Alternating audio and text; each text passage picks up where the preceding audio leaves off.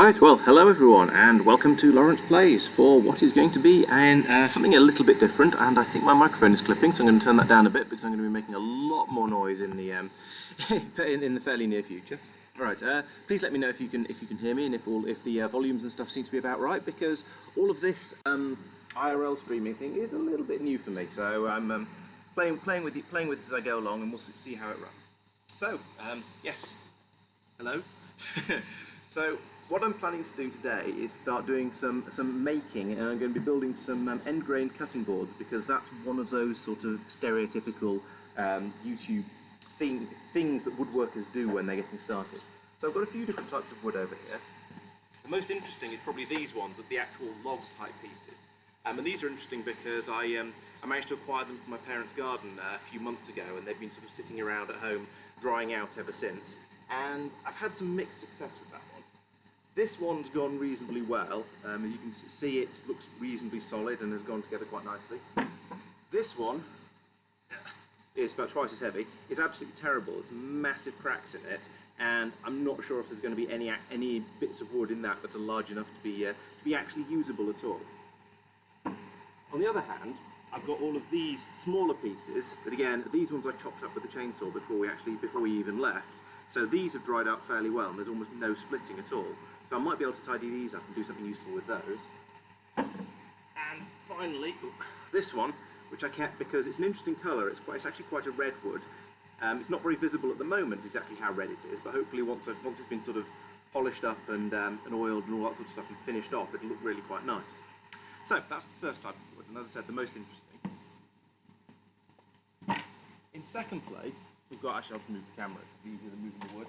We've got all these bits and pieces over here that these ones I just bought off the shelf, so they're a bit less personal and exciting from that point of view, but they are from quite interesting various types of wood. There's lots of colour in them. Some of them, I think one of them is supposed to be a bit stripy, and so on. So those should be quite interesting. And they should also be perfectly dry and just nice to use, because, you know, I actually bought them from a real shop. Then finally, down there on the floor, we've got all the random bits of scrap wood that are just knocking around. Yes, Maxi, power tools, I'm afraid. Should be good fun. And then on the floor down here, we've got all sorts of random bits of scrap and stuff that I'm going to be using as... So none of this is going to make it into the final product, but it could be quite useful for the clamping stuff together. So, to that end, I've done a trick which I picked up on from watching far too many DIY YouTube videos, and I've stuck pieces of sellotape down the side of some of these pieces of wood. And the idea of that is that when you glue a load of other pieces of wood together, you can then use it as a clamping. You can then clamp against it, and the wood glue won't stick to the sellotape, so you can peel it off relatively easily. So we'll find out how well that works. But a lot of this is just random scrap that I had left around from wherever. So in order to help me with all of this, I've hired a table saw, so this is going to be fun. A window frame, okay, cool. That sounds like hopefully a slightly easier project, because I have to admit this is feeling somewhat daunting, and I haven't even got started yet. But yeah, I've hired myself a table saw, with the idea being that, well, the chopping boards are a very, very table saw compatible type build, I guess. You more or less need a table saw for putting these things together, because there's so much cutting things into strips, and then cutting those strips into more strips, and then putting them all together, and you really want to make sure everything cuts at about 90 degrees. So I spent about 5 minutes earlier this morning making sure the blade on this is actually perpendicular to the bed, and let's just say it's not a furniture making saw, so I suspect it's going to be some of the angles are going to be a little bit out, but given what I'm trying to make and that I'm going to be flattening it afterwards, I'm hoping that's not going to matter. So we shall see how it goes. First thing is going to be some safety glasses before and have a go with the smaller pieces instead, which are where all of it is actually designed to work properly. So let's put the safety knife back into place for now, because with the smaller pieces that's going to work quite well. So loosen this first. Pick that up.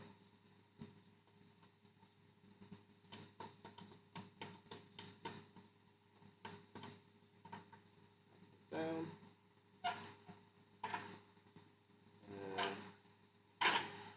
Power comes out because I'm paranoid. yeah, there's the safety element. If I unplug it, then it can't turn on by mistake and take my fingers off.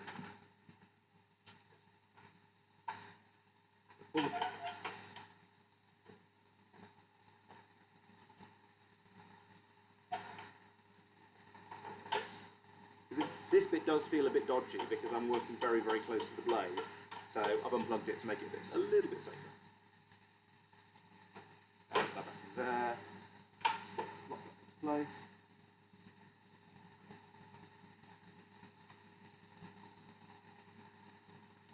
Right. Well,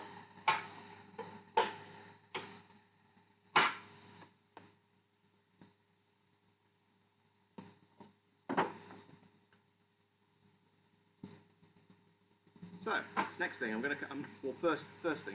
Wow, there's been a lot of chat. Okay, let's see what everyone's got to say.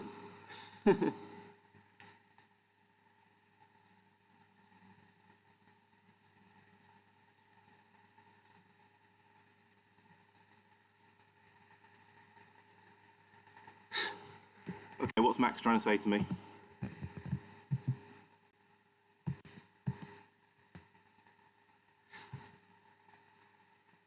Yeah, I've got some. Yes, so you're suggesting using a push stick. I've got some.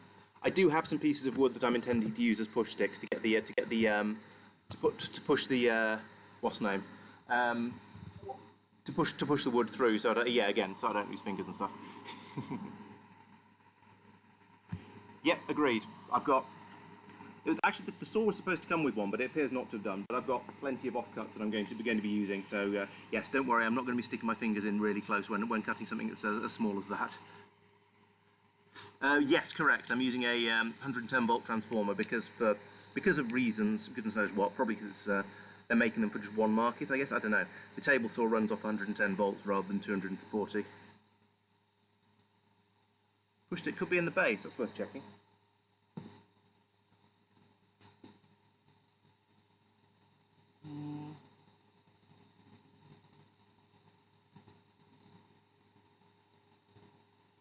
I'm going to say no. I can't see anything in there.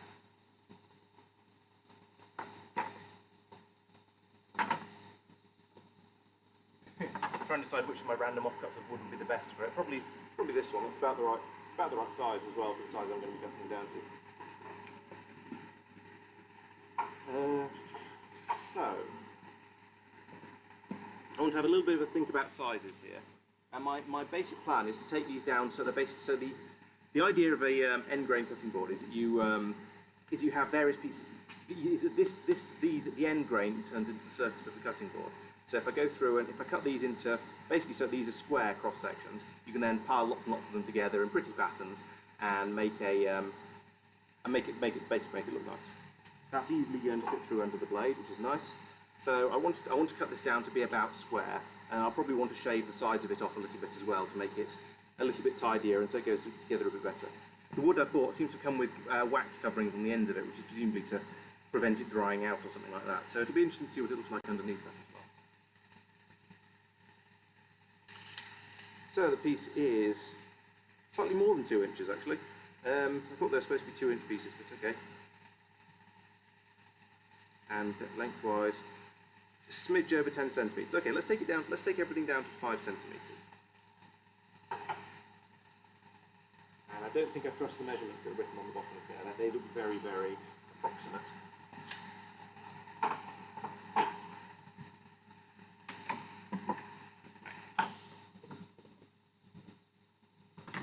Knocked one of my cameras over. I'll fix that. Yeah, that's. This says it's at 5.5 centimeters. It's actually more like 4.5. But that's okay. I can adjust it.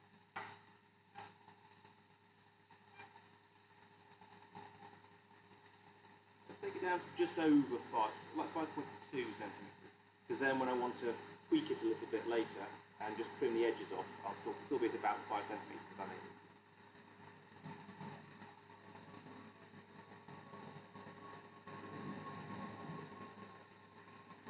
This whole thing is a little bit rickety. I don't think this is really designed for precision woodworking. I think it's designed for sort of while I'm on a building site, I need to pop up a plank to make a house. But you know, it's what I can fit in the car and get home and so on. So I'll have to make it.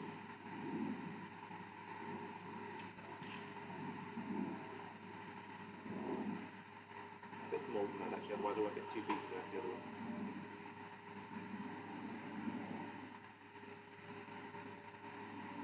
Yeah, that'll do.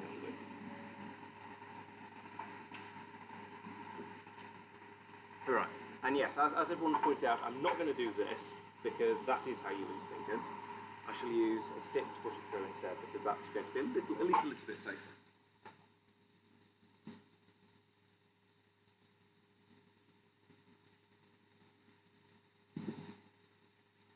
Oh, that's a thought. Yeah, I could lower the... Yeah, so the blade doesn't stick and overheat as much. That's a good idea. So if I lower the blade down a little bit, like this...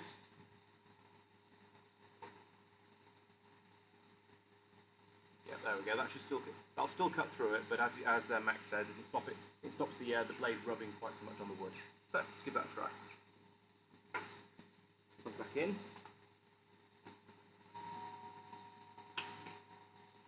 And then go and find out who's ringing the doorbell. Back in a second.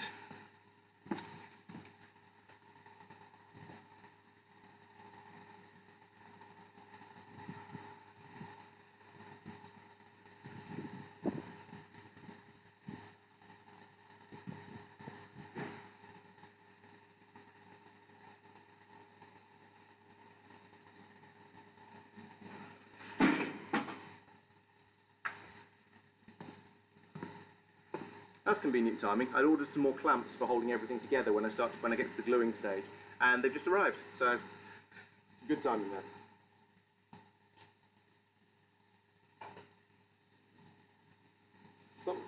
Yeah, that's not a right angle. Okay, let's cut this here, and I think I'm probably going to go for 4 centimetre squares instead of 5, because there's quite a lot of unevenness on this, so I'm going to want a bit of room to shrink it down a little bit as I go through.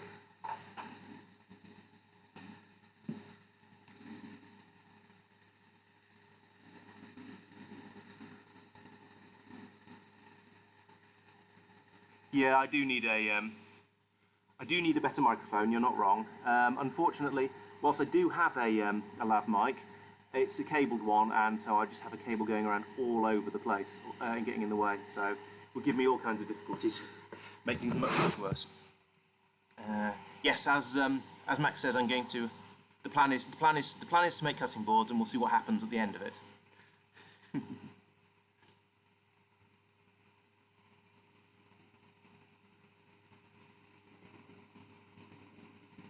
Yes, what? Yes, 2 inches by 10 centimetres. You're quite right. That is a good way of measuring things.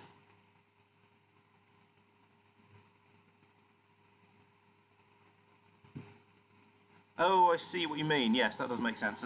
As cutting on at an angle means you get more cutting on the more distance cutting, so you get to clean the cut. That makes sense. Right, let's try this. This is very rickety. I kind of want to turn the laptop back to face me again so you can probably hear me slightly better. Yeah, I feel like I need something at the other end of this guide to stop it moving because it's kind of flexible, which is doesn't feel like what I want. But, oh well. Right, let's give this a shot.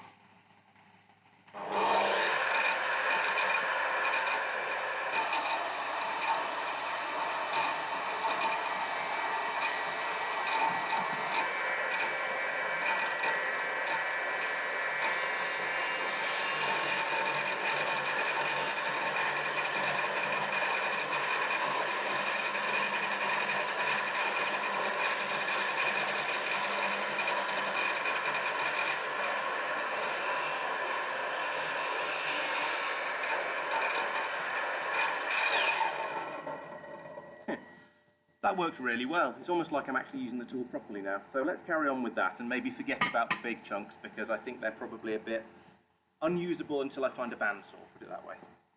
So we'll see, have a think about that. But that's a really nice cut. I'd say that's now probably the straightest edge on the piece of wood. So it's not quite perfect. Yeah, it's pretty good though. Now, Well, obviously it fits through that way. Yeah, so my plan now is to go through, do the same thing at 90 degrees, so I'll use that as a registered, official flat edge. So I'll go through, chop off this side, then do the same with all of the other pieces, to get them all down so they've all got two known good faces at 90 degrees to each other, then move the fence in a tiny bit and go through it all again to get them all down to the right, exactly the right size. So, right, let's get chopping. Right, let's get all the other pieces a little bit closer to hand. Frustratingly, this one is, where's the camera, is ever so slightly bigger in this direction, but not enough so for me to get 3 pieces out of it, so I'll have a little bit of an off-cut from that. But never mind, maybe I'll think of something to do with it, maybe I'll just go in the bin. So that's, yes, freshly cut face downwards.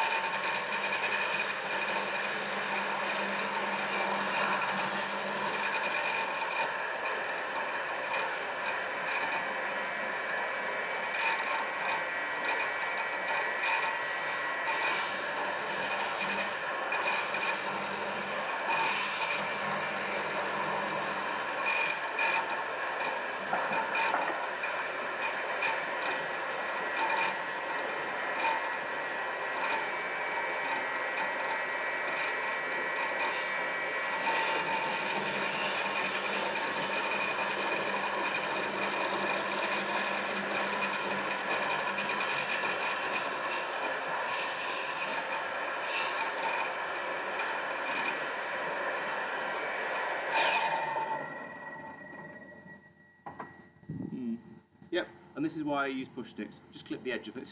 I'm glad that's not my finger. The sticky uppy part is called a riving knife, and the idea is that as the piece of wood comes off the other side of the blade, that goes between the two halves of it, or the two parts of it, ensuring that they go in opposite directions and don't catch on it on the blade. That is.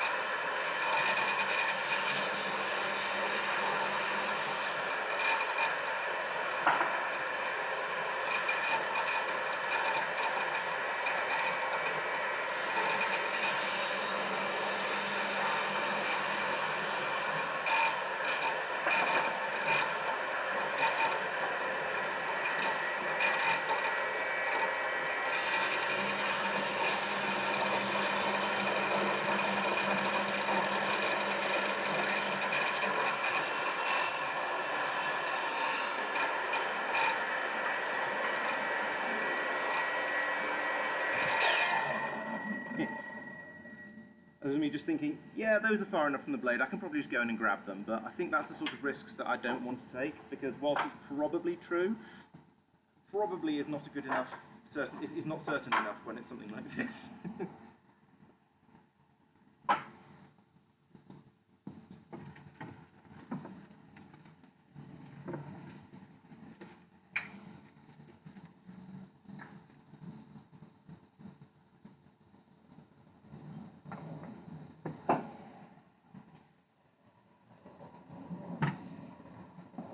Game of where are my sticks? Here are my sticks.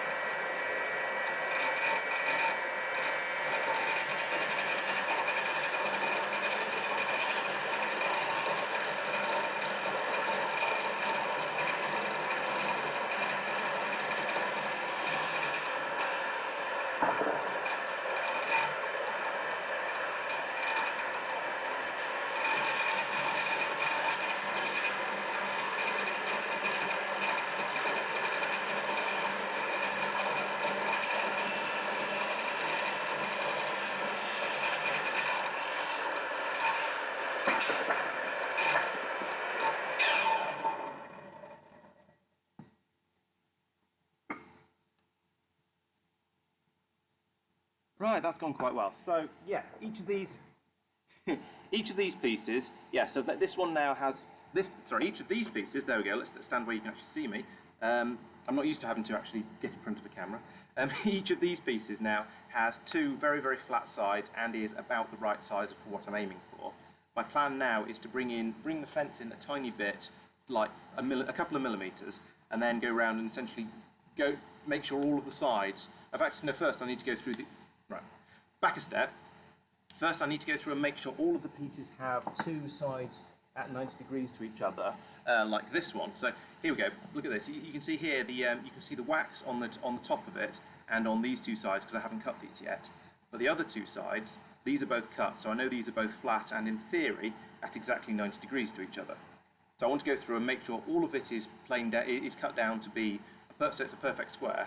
Then I can go through, stick lots of them together like this, in a row, and then cut them off to the length of whatever I want, and then stick lots of the rows together into a grid, and that's basically the board that we're aiming for. So that's the plan. We shall see how it goes as I get further into it.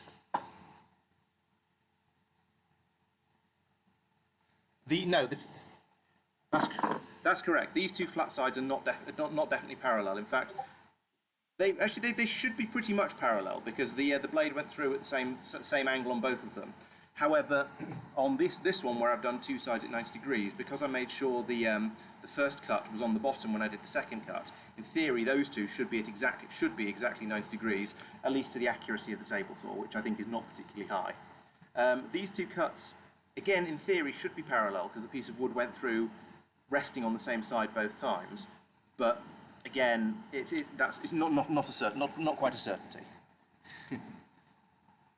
So yeah, I would say the next step is to go through and make sure I've got the 90 degrees on all of them, and then after that it's go through and make sure, and then finish it off so all four sides are cut down and theoretically perfect.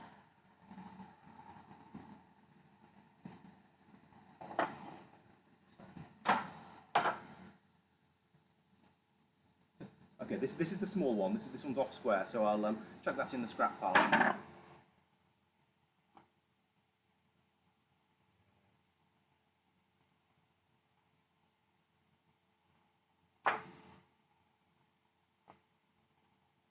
So now down here on the floor where I've just been chucking everything, yeah, it's about the right place. I've got some of them like this one have been cut on two sides, as I'm saying. So that's one that's ready for the next step. This one's also ready for the next step. This one's been cut on two opposite sides though, so that isn't ready. So that needs to be cut again. Put it there. That's not been cut on. It's only been cut on one side. That one's got one side. On. Cut off. One.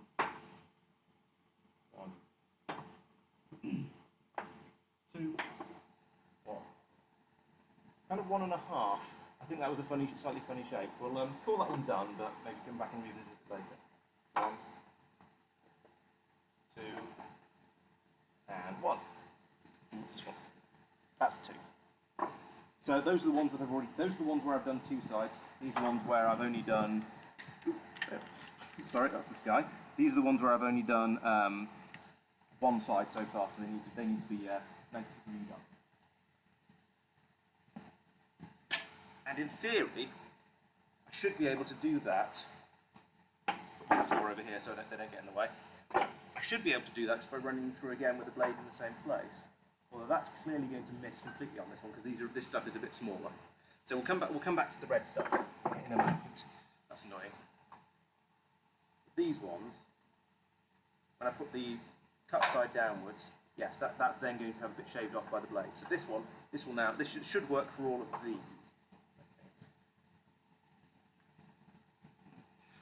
Well, we'll work through them and we'll see how it goes. That's all I can do.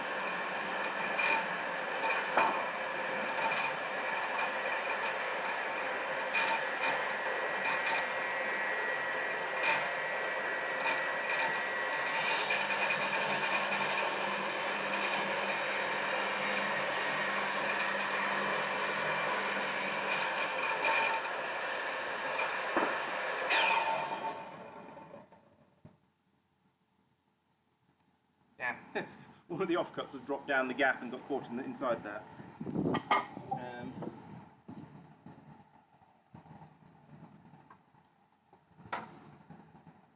Not sure how to get that out.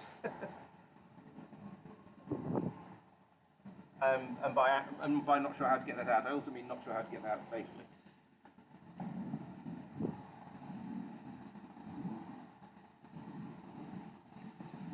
It's getting too close to the blade for my happiness. Let's unplug it.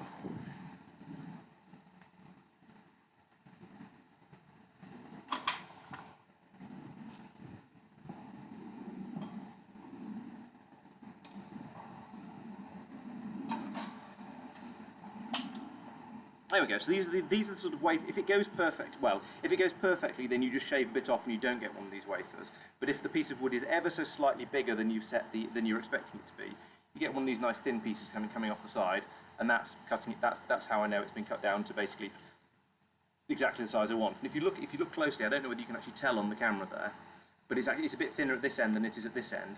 So in theory, that means I've now taken it down to being slightly closer to true.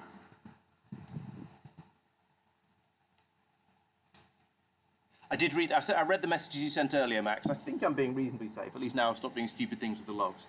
That was probably unwise. I will admit that. So now down here, I've got another small stack of pieces of wood.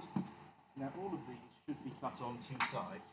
Now the thing is that some of them, like this one, was obviously slightly too small when I started cutting it, or the fence was set slightly too far out, so it hasn't quite cleaned that one up perfectly. So that possibly I should give another. Should run through again with it slightly closer in. So we'll see how that goes. Or we'll do that in a moment, rather. Now.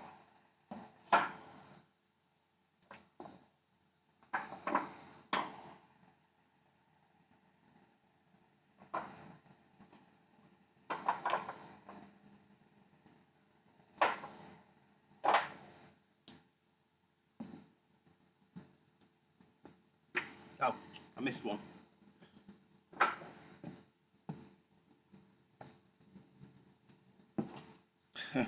Back to sending me more instructions or guidance or something. Let's have a look at what he's recommending.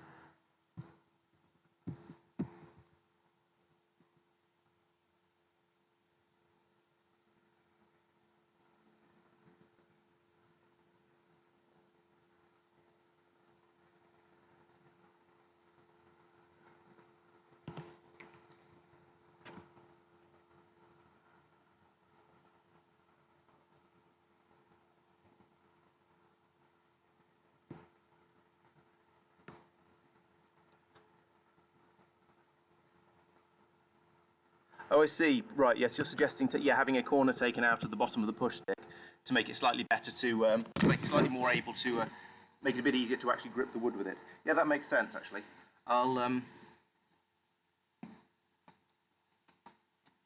Yeah, this will do for that.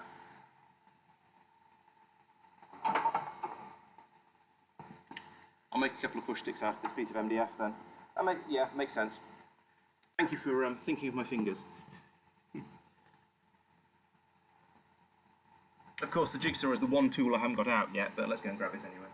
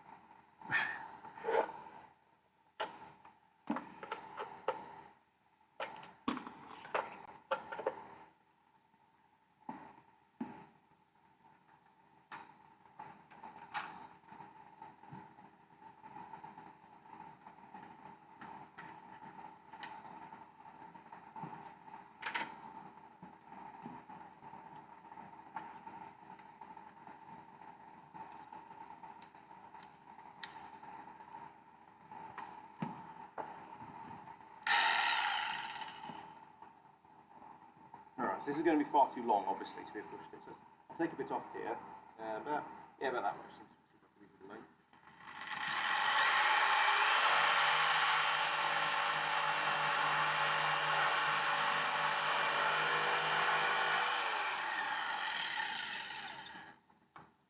In fact, having been using 2 of them so far, I'm going to make a second one as well.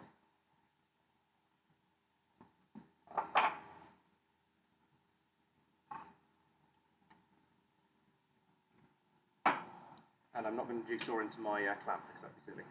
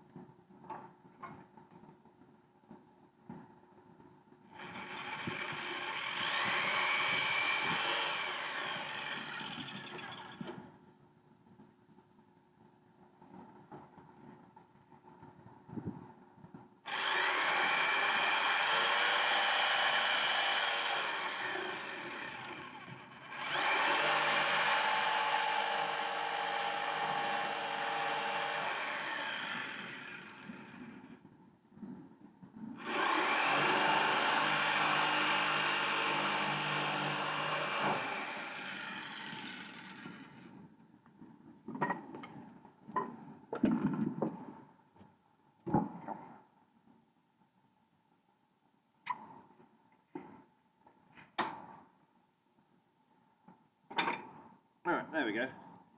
Do those meet with your satisfaction? Nice notch in the bottom, so when I push it against a piece of wood like that, I can push it through and keep it under control a bit more, a little bit more effectively.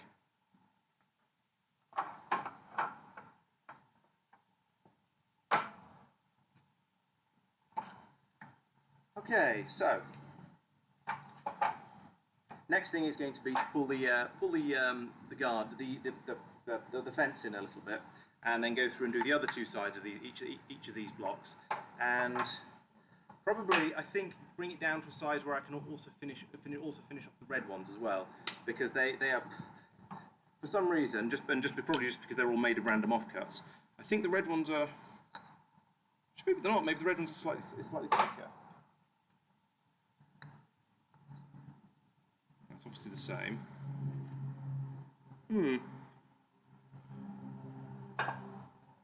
Well, whatever. Well, I'll bring them all down to be the same width anyway. Slightly better. Okay, that's a start, I guess. So now put that down. Let's try and cut off the correct side this time. There we go. Put that there. Shift that in a little bit. And yes, I'm pretty sure it's unplugged. Yes, the saw is unplugged, so I don't feel too bad about putting my meat sticks in too close to it at the moment. Run that through about there. Yeah, that looks pretty good. And just about close enough for these ones. Oh, actually no, I've got that wrong, because these ones still need to be done on both sides. So I need to start slightly further out and then move it in, measuring against these ones. And any others, like this one, has only been done on one side. Oops. Yeah, so I need to try and yeah, need to set it up for these ones. Need to set it up for these ones first, and then move in gradually, slightly more for the other side of them, and then they'll all be the same size.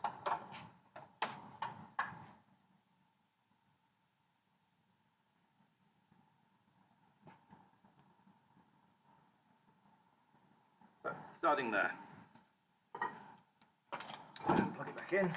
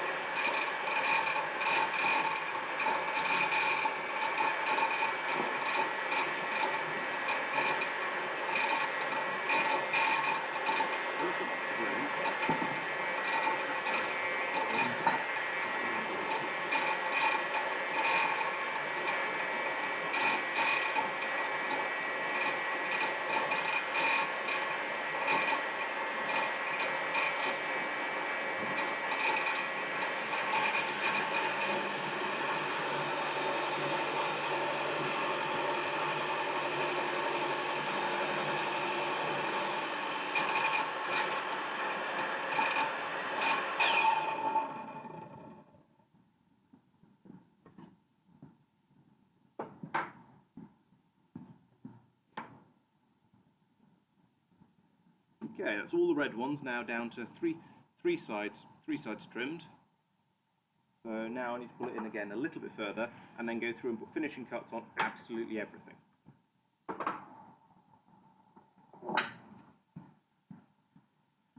And also possibly try and work out where that red piece of wood went inside the machine hates. Yep, time to go and looking for another piece of wood. I wish it would stop eating the offcuts like this.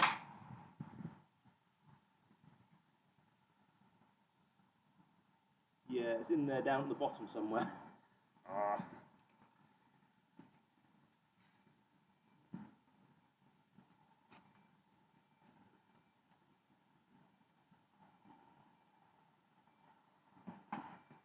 And yes, I have unplugged it before I start doing this sort of faffing around with it.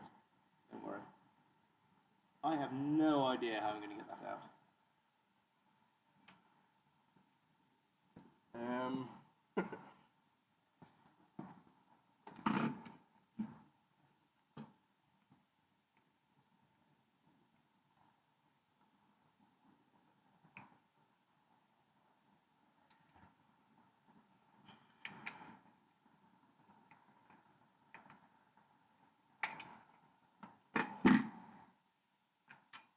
No, it's not going to work. I'm just going to lose it in there.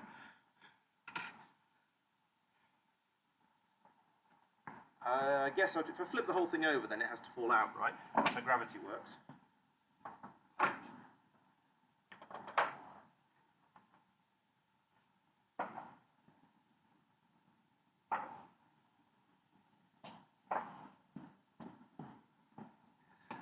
Yes, we've uploaded one or two of the blueprints, or I say we, I mean Mark has uploaded one or two of his blueprints to somewhere. It was linked on one of the old videos, I think, but off the top of my head I couldn't tell you where it is. And yeah, slightly distracted at the moment. There it is. Got it. Right, and now we shall continue.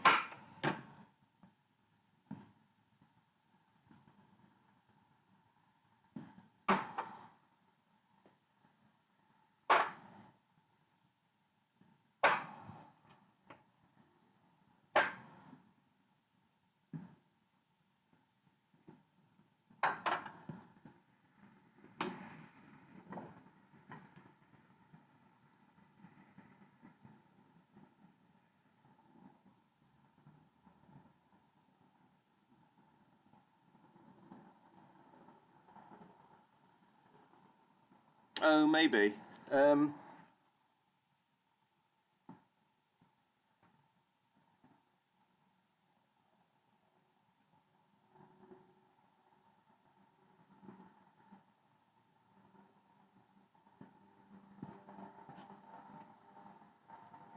There are a couple of screws holding the guard for when it's a mitosaur in place, but I don't really feel like I want to start taking them off because that seems a little bit too dodgy, even by my standards.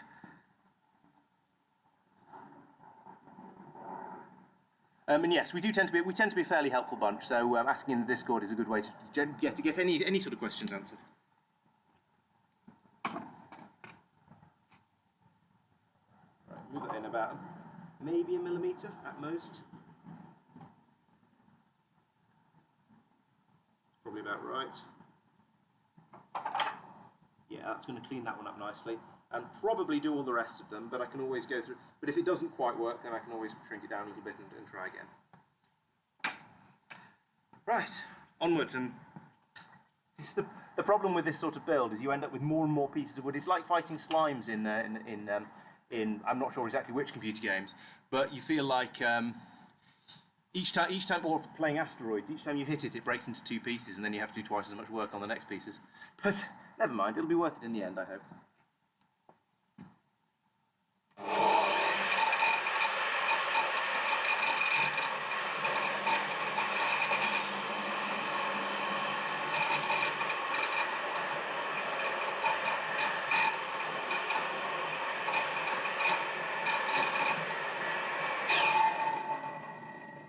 No, that wasn't quite enough. I'm going to move it in a tiny bit more. I'm pretty sure there are tools that are better for this sort of thing, like a planer or a what's one of those called? Just takes a little bit off the bottom of the piece of wood. I forget the name of it, but yes, they do exist. There are probably better tools for what I'm doing, but this is what I've got, so it's what I'm making do with.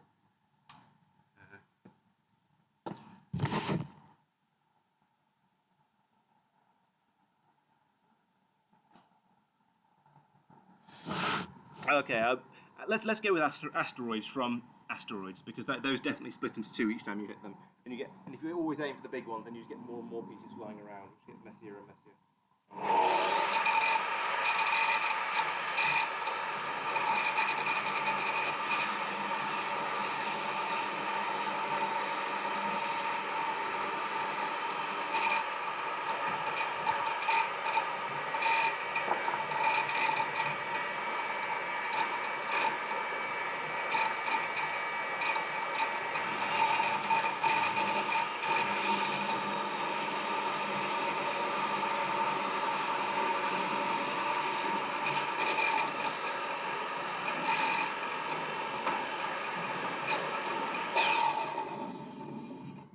It ate the piece of wood again. Maybe I should be trying to take the thing apart so it doesn't do this. I know that for sort of real big proper table saws you can get what they call zero clearance inserts, which essentially put in a thing so that the blade only just fits through the gap between the gap in the top of the table, and that prevents things like this happening. But when you're using a cheap job site table saw like this one, that's possibly not quite so applicable.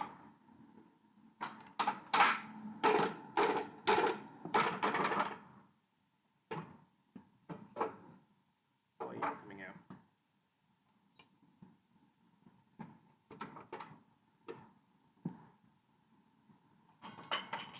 There we go.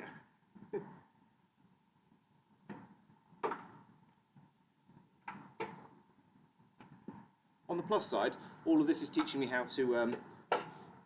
I've now learned properly how to flip the thing over and do things, important things like that with it.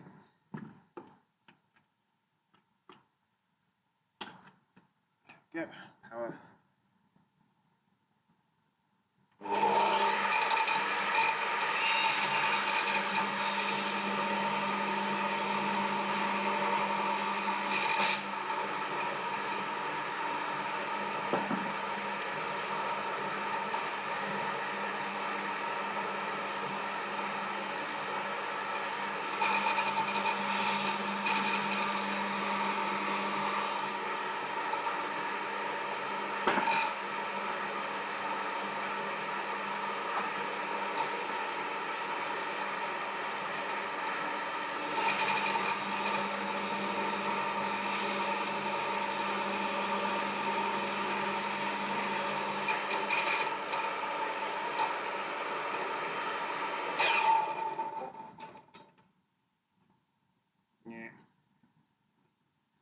I don't know if you saw that piece that came out, flew almost directly at my face, but yeah, that's where I'm wearing safety glasses. I do believe a little bit in health and safety. There we go. A little bit.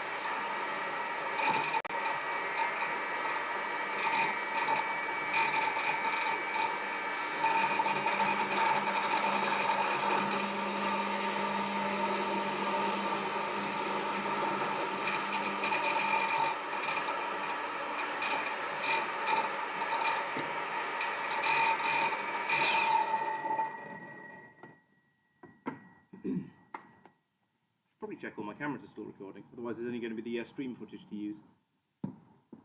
Yep, that one's still going. This one has run out of battery. Swap batteries over in that one.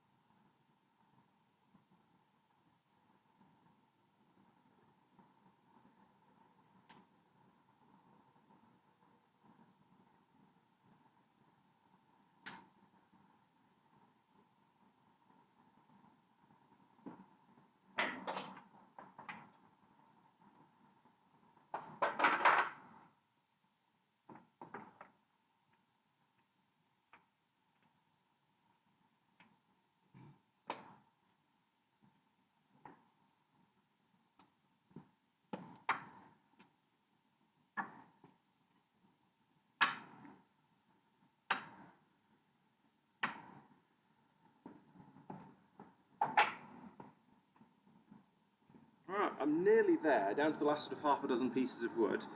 Except I've just discovered this one, which still has wax on 3 sides. I'm not quite sure what to do with that. Maybe I'll just cut it down to on 3 sides anyway, and make sure it's the end of a row, so it'll get cut off later, and this is the final forming of everything.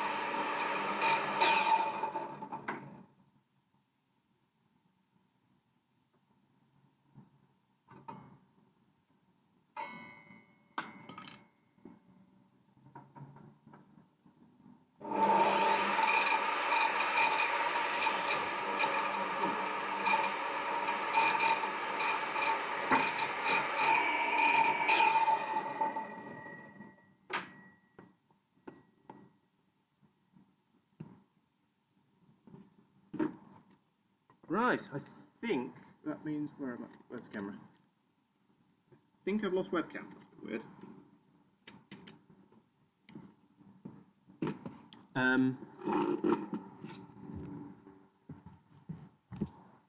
Yes, the webcam seems to have died. Yes, the video has indeed frozen. Let's see if I can turn that off and on again.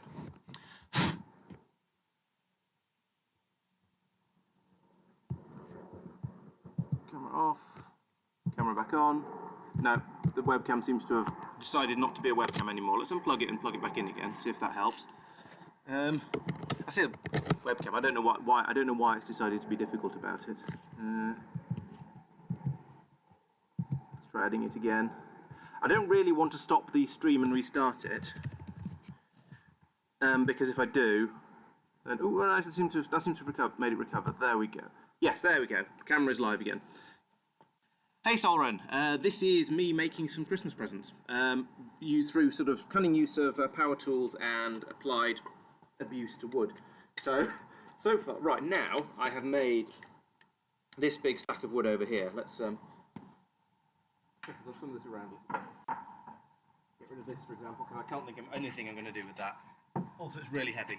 Maybe we'll burn it at some point. So now I've got all of these pieces that are nicely trimmed up along the edges to make them properly, hopefully properly square, theoretically square, at least to within the accuracy of that table saw I'm using. And the idea is that I can now glue loads of these together in rows like this, and then once the glue is set, I can use the table saw to come in and chop off lumps like that, glue them together again into a grid, and then that'll be more or less what I'm aiming for. Next question is, do I want to try and do anything with any of these pieces?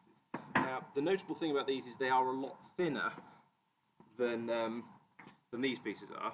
So I'd say a lot thinner. They're a bit thinner, but I could cut these in the same way and then use them and then sort of double them up and have twice as many of them. And I think that's probably what I'm going to do, because I do want to actually, having put in the effort to get all these pieces of wood from my parents' garden, I feel like I would actually like to use them. So yeah, I think the next thing is going to be to go through and cut those up. And then maybe take a bit of a break, glue some stuff together, and see how, and then see how it goes from there. Yeah, fire log, I think, basically.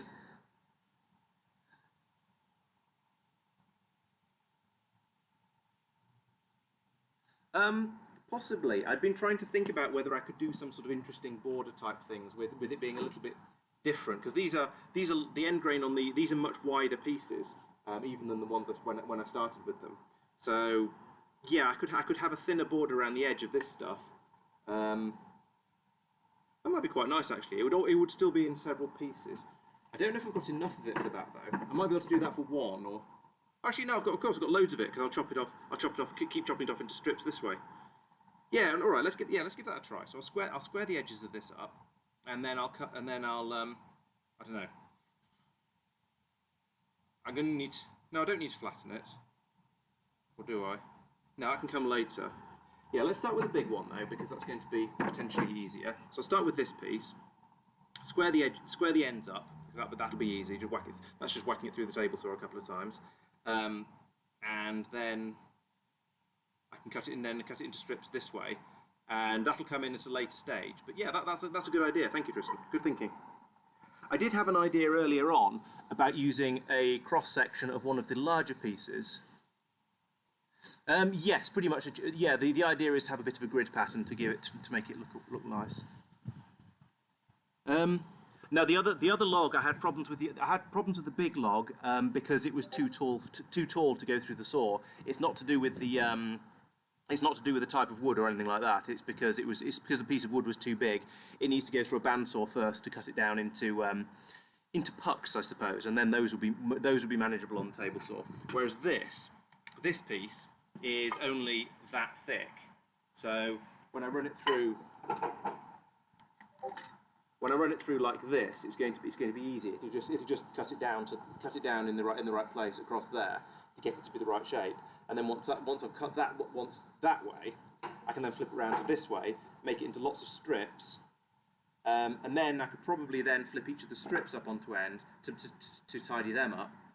I'm just trying to work out if I need to, and I think I do. Yes, I do. I would need to do that, but that's not going. That's going to be comparatively easy.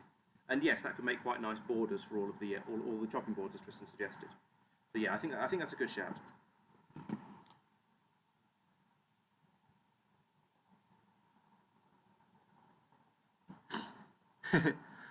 Okay, Max. Well, have fun with the window. Good luck. Don't break any glass. Hey, Gort. Yes, as Max says, I'm making cutting boards. It's a bit of a cliche, but I feel like there's nothing wrong with doing a cliche once, because that's how these things become cliches. And it's been an interesting learning experience so far. So, and apparently very, very stressful for Max, because he knows more about table saws than I do.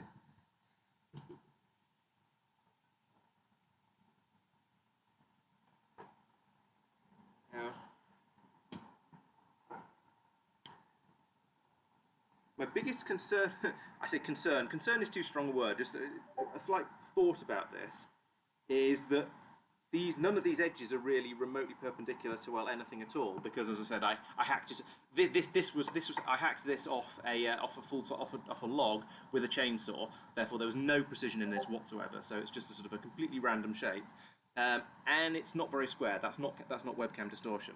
So I'm trying to decide what the best way to get reasonably perpendicular to the grain is. The correct way to do it would probably be to stick it down onto a piece of sacrificial wood and run through it and get that at 90 degrees to everything. But I don't have enough wood, so I'm prepared to sacrifice in order to do that. But I see things popping up on chat. Maybe there's some ideas here. I'm setting the blade height. Yeah, true, that's true. I haven't done that yet for this.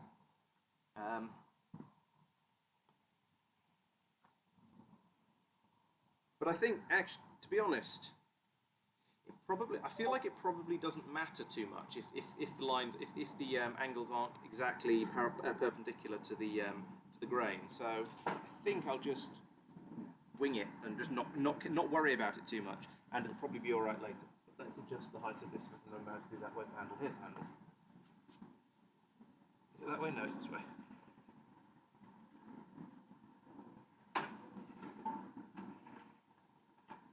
Right, like that. So if I run this through here, maybe a little bit closer in.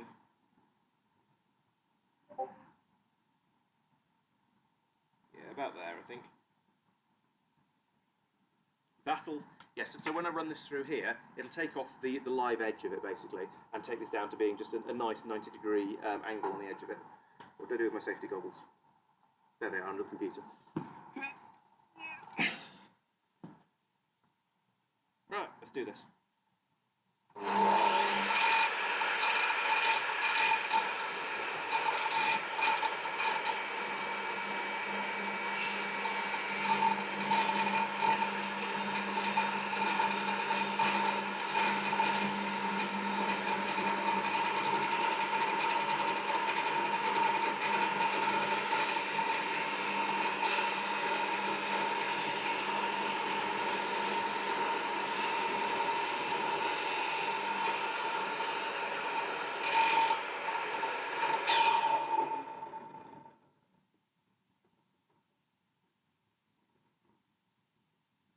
That was actually a really good example of to answer Al's earlier question about what this knife thing on the end, on the outside outfeed is for.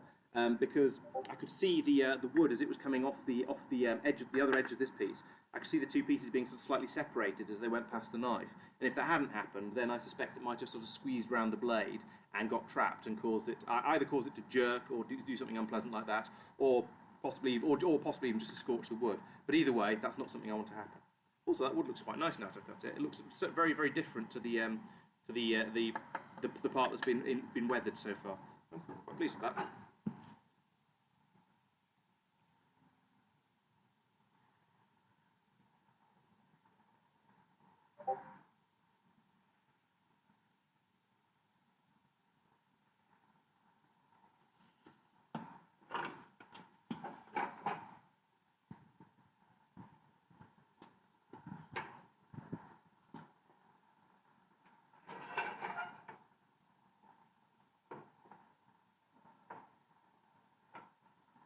Yeah.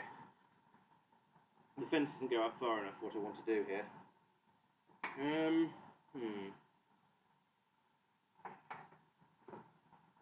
Say that, but yeah, this counts as clamped, kind of, but the angle's all wrong.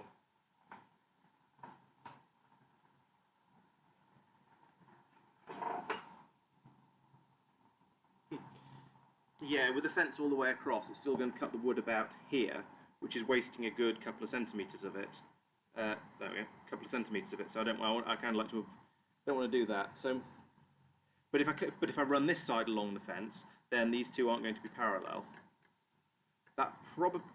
These two aren't going to be parallel, which probably doesn't matter. But I don't know. I feel like I should try and make them parallel, but the table saw isn't wide enough for that. Let's see, if I don't, I'd still need to. I haven't got a crosscut sled, so it's going to be awkward to get. It's going to be awkward to get ends to be parallel by going in with a known edge here.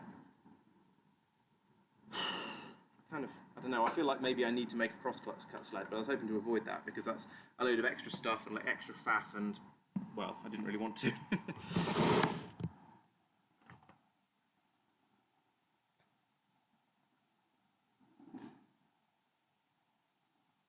Yeah, making it less wide is probably the best idea.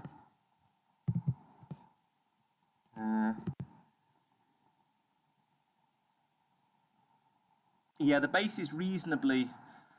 The base, it's resting on the same base either way, so it doesn't matter too much. It's not going to be quite perfect, but that's why I'm going to be tidying it all up afterwards with the router and essentially using the router as a planer, which is going to be a bit of a faff, but should be possible. Yeah, so I think probably yes, just making it a bit shorter is probably going to be the best answer, even though it's a little bit of a waste. It's not like I'm short of wood really at this point, is it? And this stuff was free because I just cut it off a log off a fallen tree, so I guess it doesn't really matter. We'll go through here. Pull it back a little bit. I don't want it to catch on the blade as it turns on.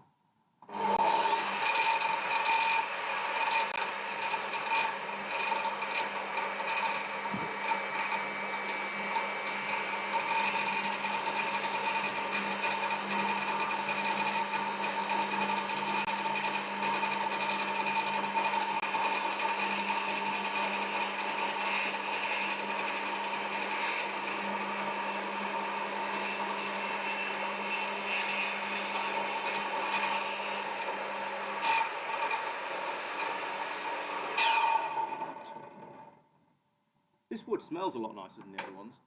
I'm not sure what it is. I feel I'm going to have to ask my dad to find out, because he was able to identify them all as I was cutting them up, but I've since forgotten. I know the really big, heavy, thick one was oak, but the rest of them I can't remember. So, yeah. Right, there we go. Two sides basically parallel. That went quite well. Let's do the other ones as well in the same way. Get them chopped up into the same sort of way. At least the ones that seem worth doing. So this one I think is a bit too thin. By the time it's gone through all of the shaping and the processing, I think there's not going to be anything left of that. So I'll forget about that one. This one I think is definitely going to be thick enough. So I'll do this. So I'll go through. I'll do the same sort of two cuts on this one and bring that down to a sensible size. Very wobbly. Yeah, you can tell that it wasn't exactly cut carefully when it originally came off the logs, but yeah, it's still wood basically. Yeah,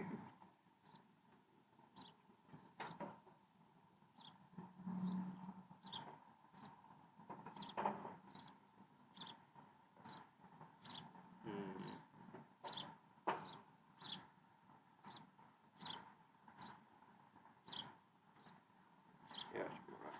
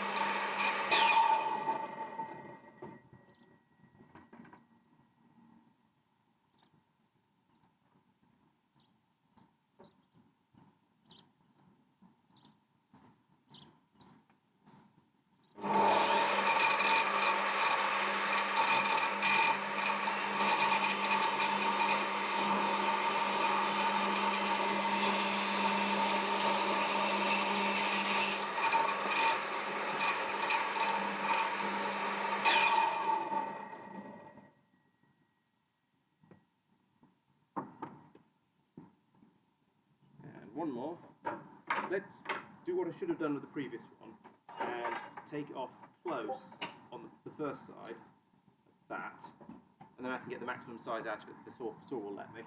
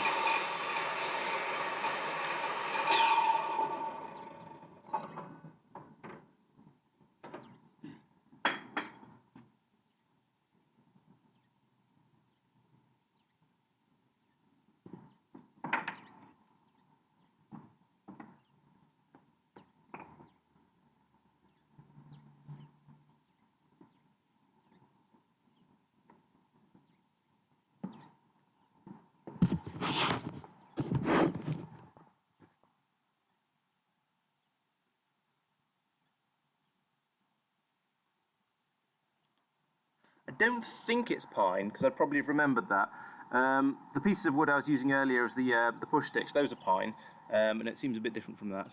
So,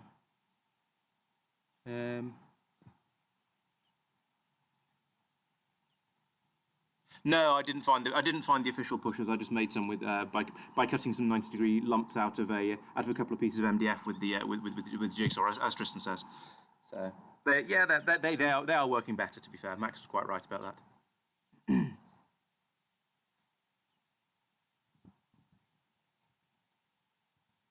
Okay, so I think the next thing to do is now going to be to work on on the pile of wood over here. Have a bit of a think about how I want to set these up, what I want it to look like.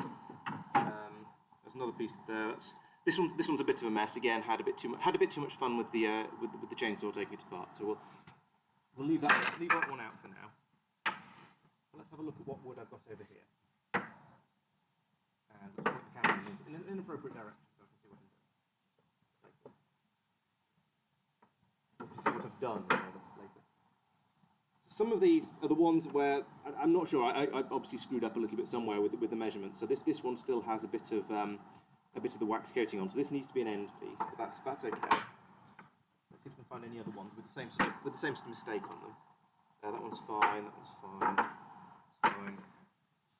Fine. Most of them I did correctly. But I think there were a couple where I ended up with still with a little bit of wax on one, or quite a lot of wax on one side of it, because I just didn't get the measurements quite right. It does seem to just be, there's three more over here. Yeah, so there's the second one. And the third one. Yeah, that was my pile of ones where I'd messed up about that. Okay. Failed. So these ones need to be end pieces, end of rows, and they're all slightly different sizes as well, which is unhelpful. Actually, I say unhelpful. It probably doesn't really matter. I'll be lining it up, so it doesn't matter really. Yeah, should be getting them all lined up anyway. So now I need to think about colour patterns. Slightly annoyingly, the really nice red pieces are they're not quite twice as long, but they are a bit longer than the other pieces. Or maybe they are twice as long. They are very nearly twice as long as the other pieces. So maybe I should probably cut these in half, or maybe just stick. Actually, if I stick these together in pairs like this, glue all of that together. Is that a good idea? I guess that should be that way up. I could go through. Yeah, I could glue them together like that, and then I'll cut it down the middle afterwards, because I'll be needing to cut these into strips anyway. Or I could just cut these in half straight first. That's probably a better idea, really. Let's cut the red ones in half lengthwise. So it's back over here again.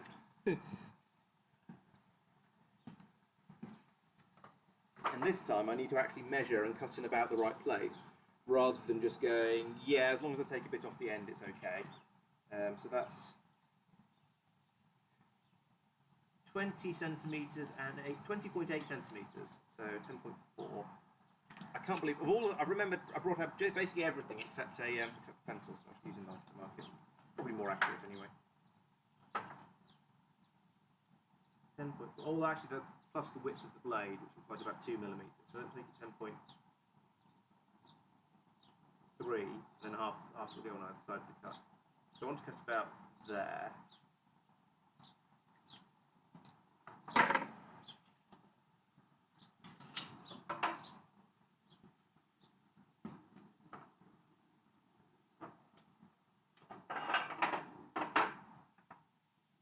Nicely like that.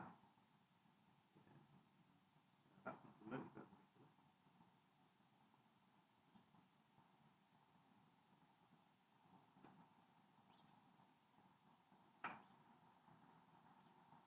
Yeah, if I cut that there, if I cut them all here, that'll cut them in half, and it should be in about the right place.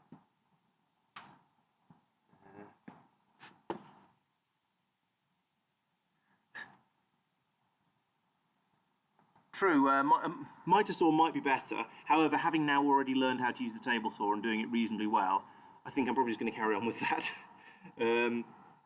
Yeah, and it's set up now more or less, so I think it's going to be easier to do that than to sort of faff around and try and work out how the mitre saw works.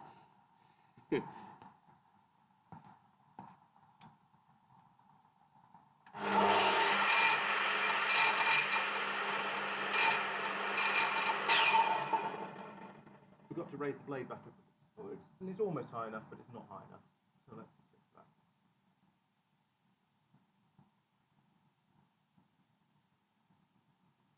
There we go.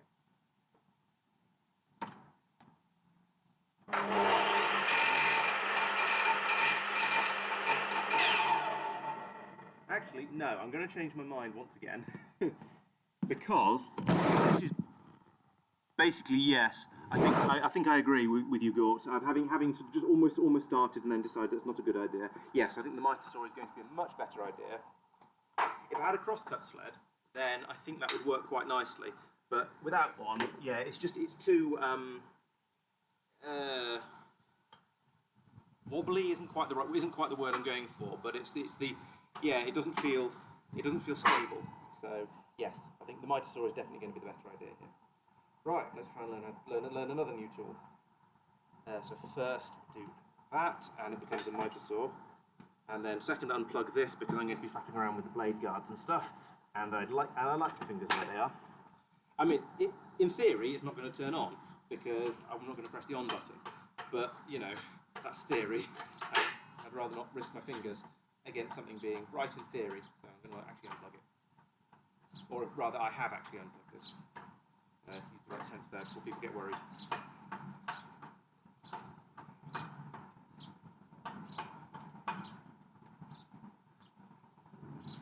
Right, so the way to use this is you push the button and pull the trigger to make the blade start. You push the safety and clock there with your other finger. That goes down, makes the cut, goes back up again. Simple. There's even a little clampy thing here, which I believe it allows you to put it on. It's supposed to be put on top of the wood that you're cutting, but I don't think it's going to be long enough for what I'm doing. Which is a bit of a shame, but never mind.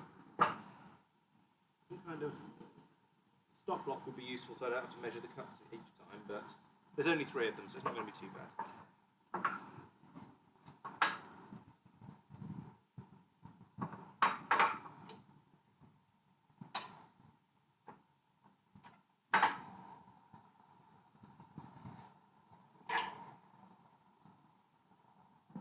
Actually, let's use this as a stop block, that would work.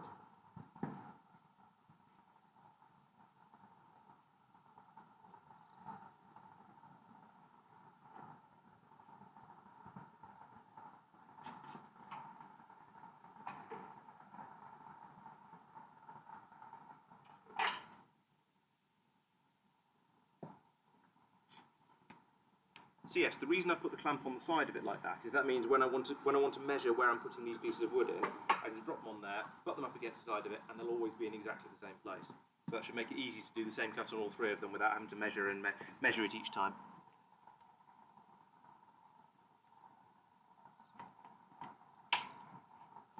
Right. Let's check to see if Chat has pointed out anything horrendously mistakes we're about to do, and then start it. Piece against the fence should never be shorter than the blade. That's a good way of looking at it. Right, so I suppose that means some of the smaller pieces I was chopping up. Perhaps I should have done we used the miter saw for those as well. But I mean, some of these pieces, that is shorter than the blade. But it was when I was cutting it, I was running along I was cutting along the long sides of it, so along here. So it went absolutely fine. I had to be fairly careful with the push sticks, but it did seem to work. Although that might be why I was dropping some of the offcuts into the inside of the saw. Come to think of it, if I'd used the miter saw for that, then there wouldn't have been anywhere for them to fall. So maybe that would have been better. But it would have been much harder to hold them safely and keep them in the right place. So, Not sure what the correct answer would have been there, but answers on a postcard or in the comments. I'll very happily listen. Did I plug it? Yes, I did plug it in. Good.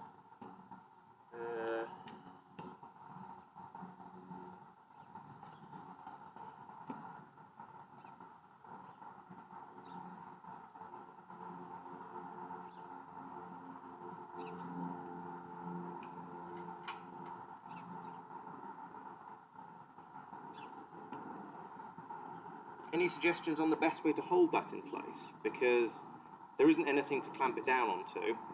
I don't feel like I want to. Well, this clamp won't reach it. I don't really want to get my hands too close to it. Obviously, push stick like that is a possibility, and probably going to work. Or on the other side, holding it here. I could hold it by hand and be perfectly safe, but it's sort of close enough that I feel slightly nervous about it. So yeah, I don't feel that holding it there is a good idea. Even though I think I probably could, it's close enough that I don't want to.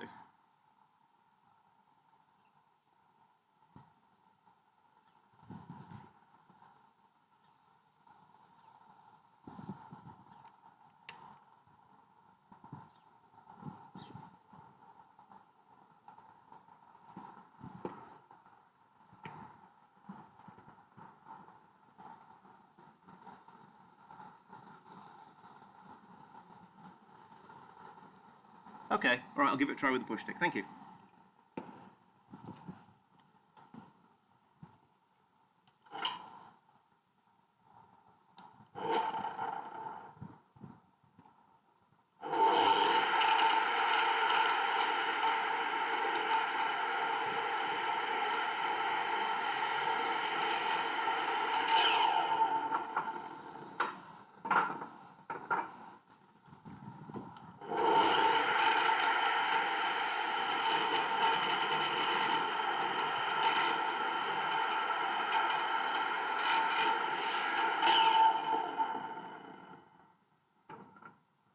Yeah, good shout. It didn't move at all, so that worked really well. And I've completely missed the middle of that.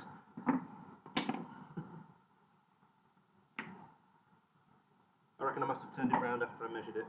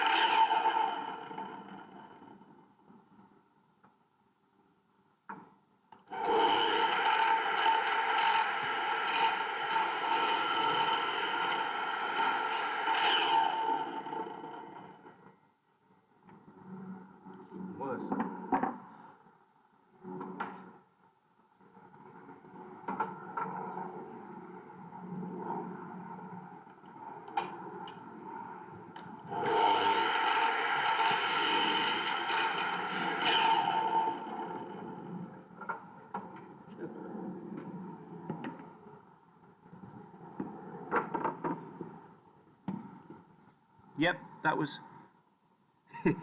Yeah, in theory I should hook up the exhaust to... Yeah, in theory I should hook up the exhaust to a vacuum cleaner so to do something with all the dust rather than just spraying it all over the garden, but never mind. Yes, I've got quite a bit of it on my legs as well from from using the table saw, where it blows it back out towards you, whereas when you flip it over it blows it out in the opposite direction. So, yes, that's now all the pieces of wood I was talking about, and yeah, the miter saw was much easier. I shall have to start using that more often when I'm trying to get reasonable cuts and things together. So, next thing is start thinking about patterns.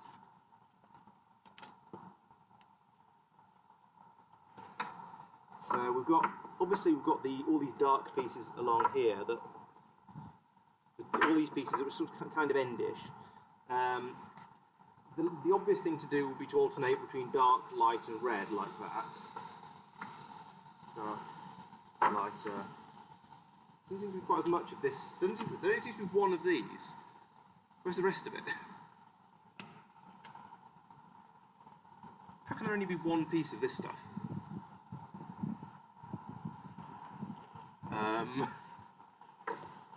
Oh no, this is the same. It's just it was the other way up. It looked a bit different. I think. Hard to say exactly. Right. So yeah, I could go dark, light, slightly lighter anyway. Dark, light, red. Dark, light, red. And it'd be nice to then have a bit of an offset here. So again, dark, light, red, dark. Some weird sticky goop on the bottom there. I'm not sure what that is. Light, red.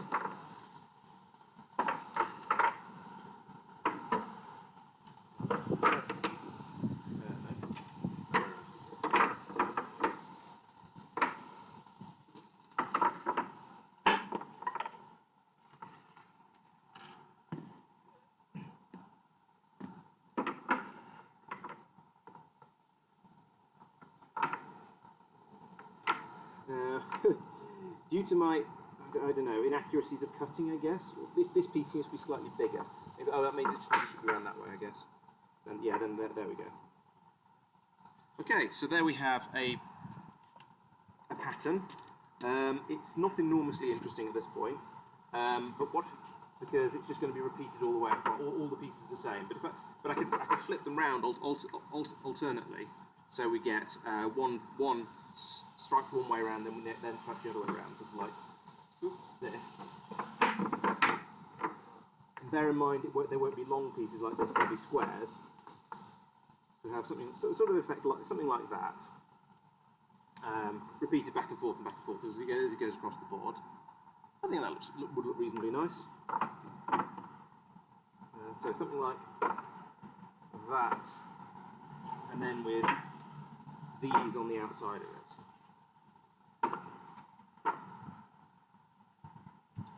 Let's get the camera up a little bit more so you can actually see what I'm talking about.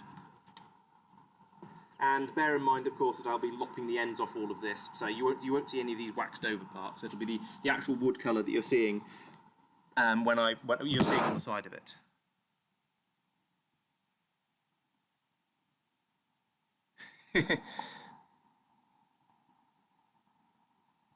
Lines.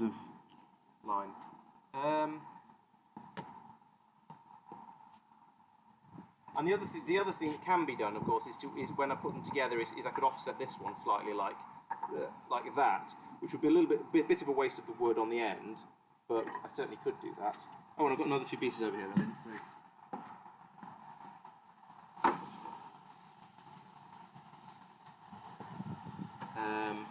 And based on that pattern, that one would go there, and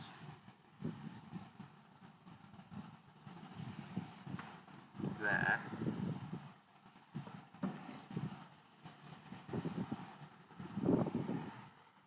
True, or maybe the better idea then is for one of these to not go. I was going to say I could swap the order around in any of the lines easily enough. So over here, the three on the end over, well, this one, and this one, these three end pieces are the ones that have still got cut. I miscut slightly, so they've still got the wax on the end of them a little bit. This one not so much actually, but this one is very much still waxed on the end. Now I could still chop that off once I put them together, and especially if I don't worry too much about the lines actually lining up perfectly. It's the wrong way around. There we go.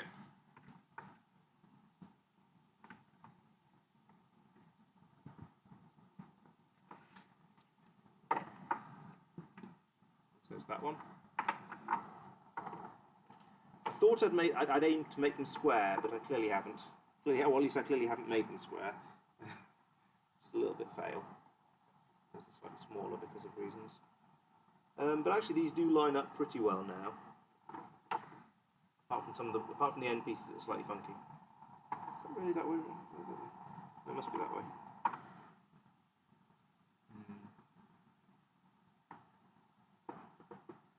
Oh no, it's these two that are the wrong way. Round. There we go. That's better. Yeah, so I could go in and sort of swap some of these pieces around a little bit. But then there's only when you've got three things, there's only two. I was going to say there's only two orders they can be in, but that doesn't feel quite right. So you go 1, 2, 3 or 3, 2, 1, which is the same order, and 1, 3. Yeah. So yeah, you've only got two orders. There's 1, 2, 3, and there's 3, 2, 1. And any other thing is just one of those two orders offset slightly.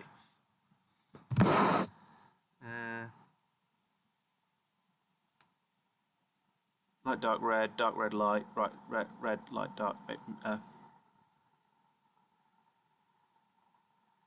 Yes, I am going to make the lines first. I'm not going to try and glue them up as you're seeing them at the moment. I'm going to glue them into the lines, then chop them into thin wafer bits, and then glue those wafers together, which is going to be a fairly time-consuming process, and why I bought a bajillion clamps. But yes, that is exactly. I'm not going to try and make that whole thing into one massive block of wood. No, 1, 3, 2 is just 3, 2, 1, but it's been offset.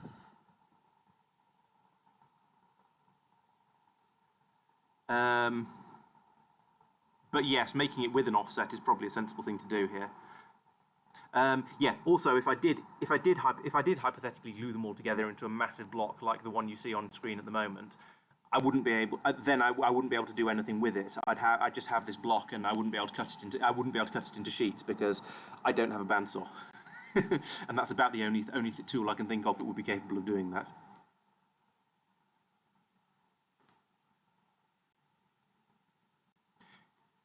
The downside of offsetting is that I'd lose the pieces on the end, and that feels wasteful. So I don't really want to do that. So I think yes, I might. But all of the ones that were on the end that were a bit dodgily cut seem to be dark ones. So I think I might give them a shuffle anyway, and just potentially waste one of those darker pieces.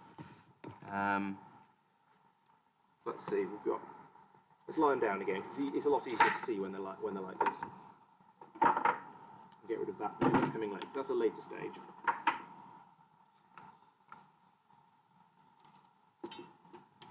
And put this camera somewhere up here.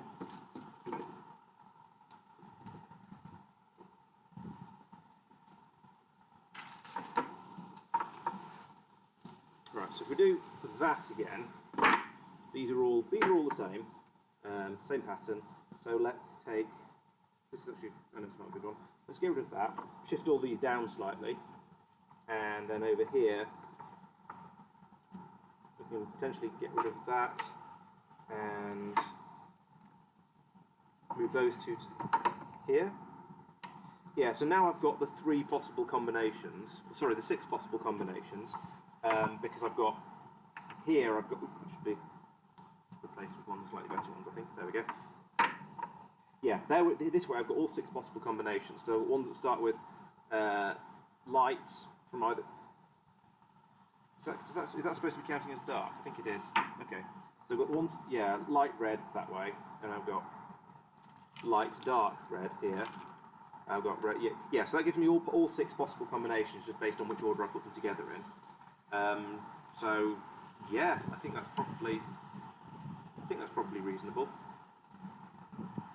Now I need to go and get something to put underneath these so I don't just glue them to the table. I've also, as I was saying right at the start of the stream, I've got these pieces which are actually about twice as long as they need to be now. I'm going to look at it, but never mind. And these have got these. I put sellotape along the side of the wood here, in order to be able to clamp them onto here. In theory, without them sticking. However, it has, and that should then keep the whole thing straight. I don't think it's so necessary at this stage, but when I come to put the later, when I've got lots of these strips and I'm starting to glue them together into the actual board, the full-size boards, then I think it's going to be a lot more important. Another thing I want to consider is how big these end boards are going to come out to be once I've finished making them. So I've been thinking I want to probably make them about 2 centimeters thick, because that's going to give me a bit of room for cleaning it up and sanding and shaping and so on, while still giving me a reasonably thick board at the end of it. So this is 34. That would make 17, except we're going to lose a chunk to the saw blade thickness. So I'm not quite sure how thick the blade is, but 2 so 2. So we get 10, maybe 12 or 13 out of this. And each of these pieces is 4.5 by presumably about. That's a dodgy one. So this one actually. 4.5. Call it 4.5. By 4.5. It's going to be a reasonable amount of pieces, and I should be able to make a decent number of boards out of that, I think. I do have one piece of wood left over that I haven't even. Actually, I've got 3 pieces of wood left over that I haven't even bothered cutting up yet, because I wanted to see how this went, and then maybe in case I made some sort of tragic errors and wanted to start again. My original idea was to have a piece of this as the centre of it, cut into a square, but so I'd have the middle of the wood grain, which I thought would look quite cool, especially at this end where there's 2 of them. Especially at this end, sorry, where there's 2 of them. So have that as the centre of the board, and the rest of it built around it. But given my apparent complete inability to chop these massive logs up, I think I'm going to have to skip that one, which is a bit of a shame. Because I like that idea, but I don't think I can realistically do anything there.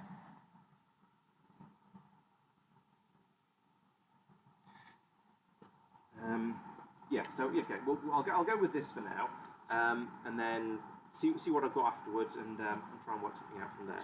So I've got some glue somewhere, and let's get a silicone sheet as well.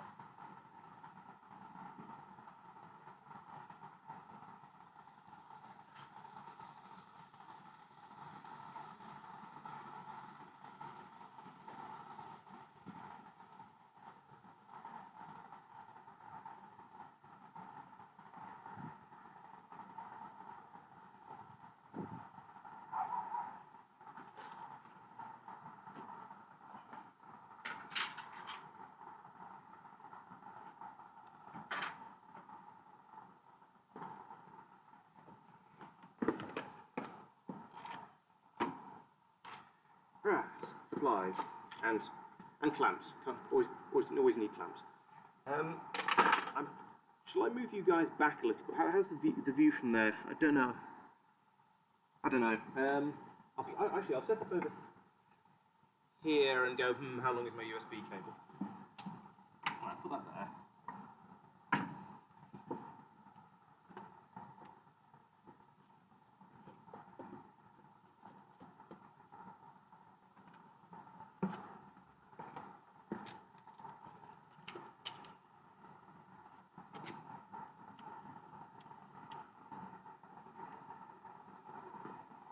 Don't need safety goggles for this bit, which makes a nice change. Okay, so we'll rack of them to start with. So, have I got all these the correct way around? I think so. Yes.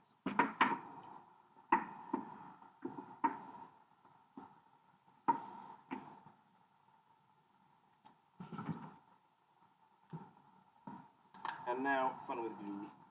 So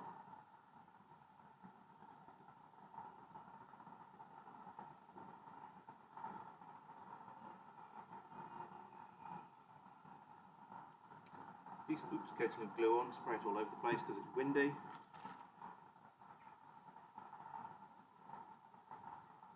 A Ideally I would use a brush for this, but I couldn't find a silicone brush, so I'm using a silicone spatula instead. I haven't just nicked this from the kitchen, I promise. Don't tell anyone.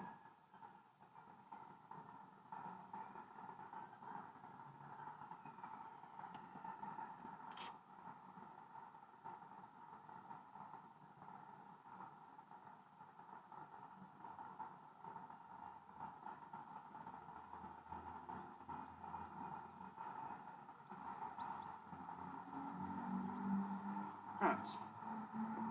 Now I can start putting these together like this.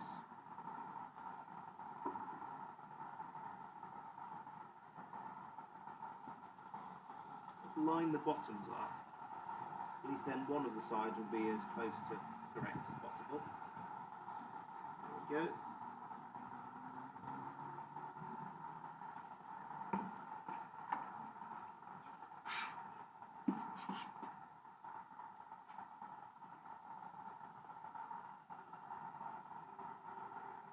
I'm going to use 2 clamps. You see, it feels excessive, but I'd rather be excessive than incessive.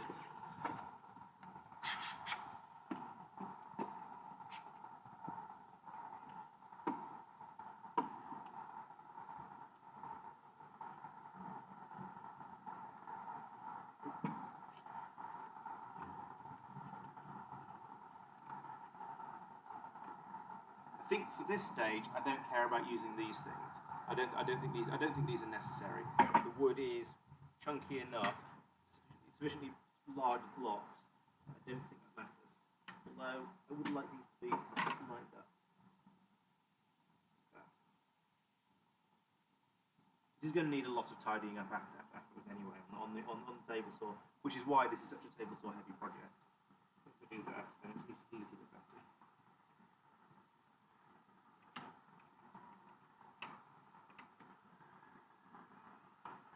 And the more correct I get this, then the less wood I waste, I suppose.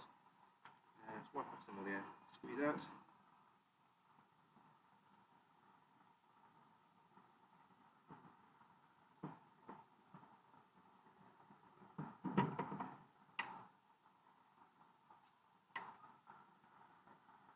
Bring that any times up.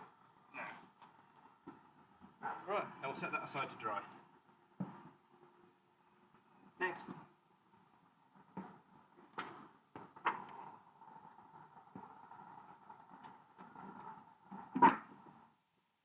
So, now we have the exact same process again. Let's go and get some more clamps because I only brought 2 out because I don't plan ahead apparently.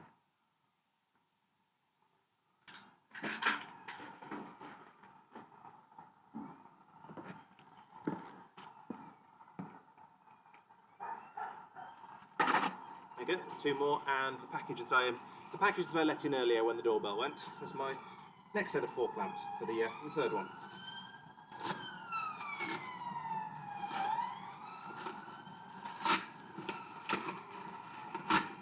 I still have even more clamps on my Christmas list because you can never have too many of the damn things. They're very, very useful. Even though they're completely covered in plastic.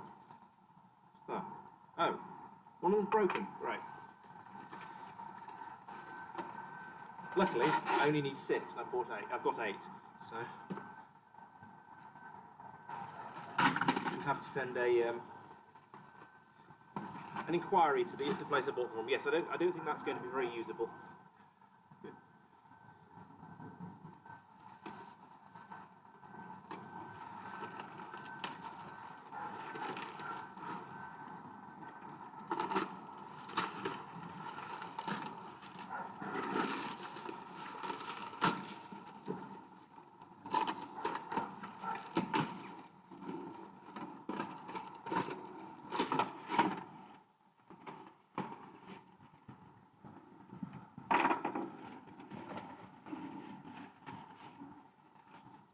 Right.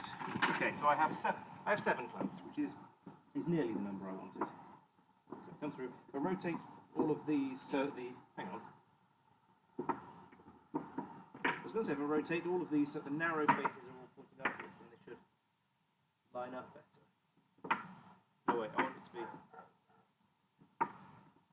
Yeah, when I actually make the final thing, they should line up better. So there we go.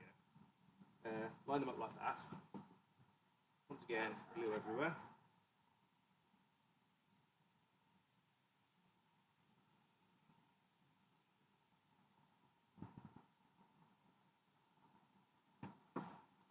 Pretty sure it's impossible to put too much glue on. Now, actually, that's not quite true. You can have too much glue.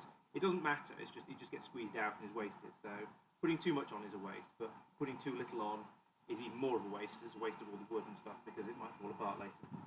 And I don't want that to happen. I'd like these to be quite nice when they're finished.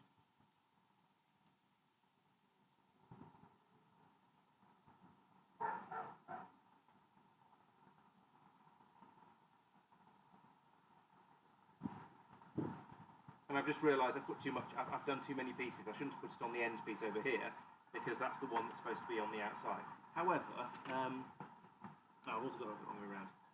If I do that, then it's just going to squeeze extra out, so it's not going to matter. It's not going to matter. Around like this. Lovely, messy process. Glue goes everywhere. But this stuff is basically it seems very much like the sort of PVA you play with when you're a kid at school. You get it all over your hands, and then at the end of the lesson, or an hour, a couple of hours later, you peel it off in enormous sheets from your hands. It's about that harmful.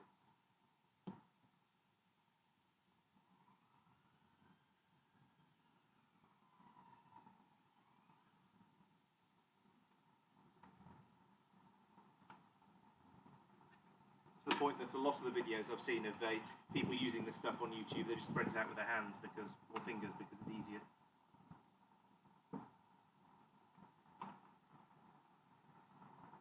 Okay. And again, I'll wipe some of the excess because I might as well try and keep it vaguely clean.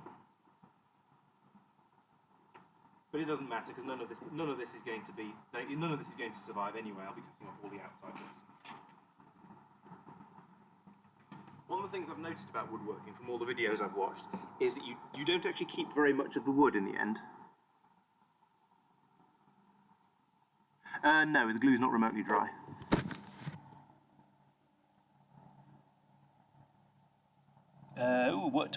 Talkings. Yes, 2 offset extra pieces, that's true. Pre-offset them like that, yes, good. Yeah, those big clamps are great. They're a fantastically useful length.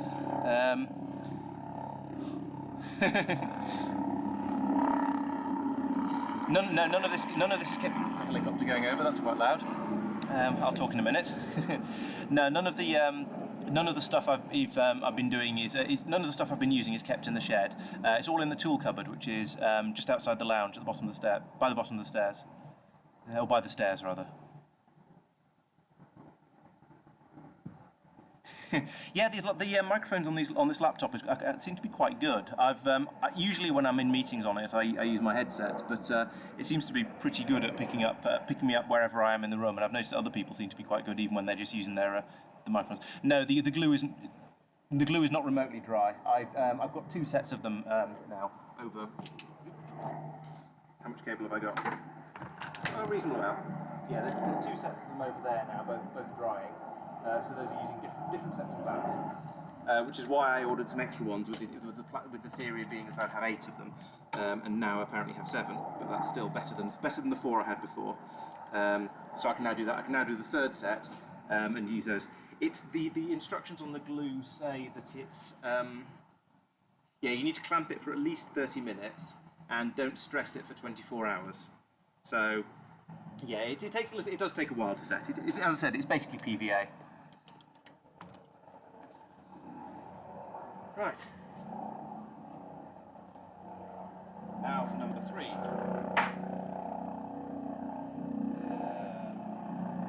It's be lining it rather too well.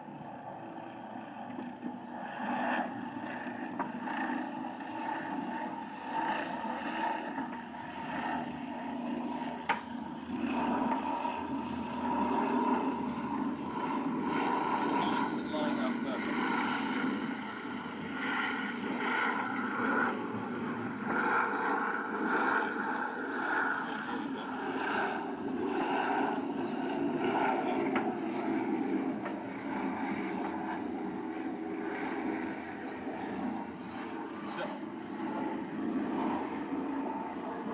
Speaking of microphone shenanigans, that helicopter seems to be basically circling my house, which is very unhelpful. Okay, Gort, well, thanks for watching. I've got through the dangerous part. So the gluing, you put the glue on across the top of it, and then you rotate all the pieces round, because that way you just smear it all the way across the top rather than trying to do each piece individually. It just makes it a little bit easier. But yes, Gort, I think I've got through the dangerous part now. I'm not going to be using the table saw again for a little while. So, and yes, I still have all of my fingers, and my push sticks are basically intact, so it's gone quite well. And I think the helicopter might be going away now. Fingers crossed.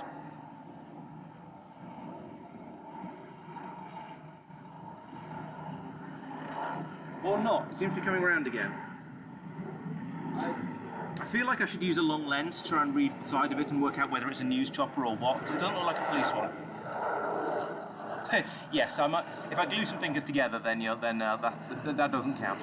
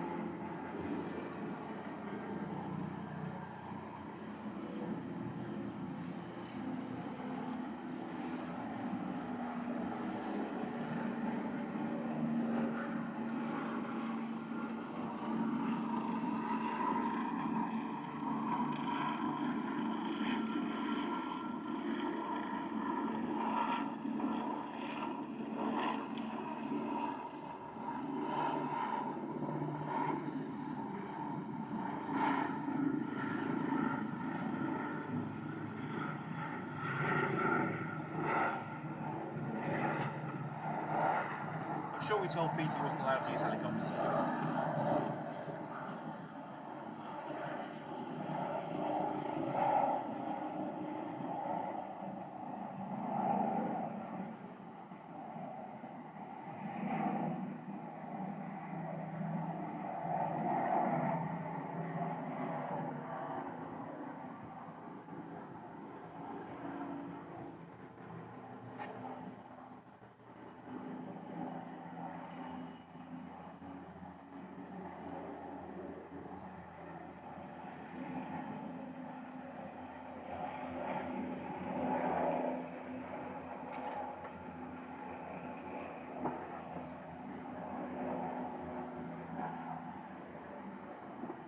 So yeah, after I've put the glue on all the pieces, I rotate them over like that, so the glue is then on the sides between them.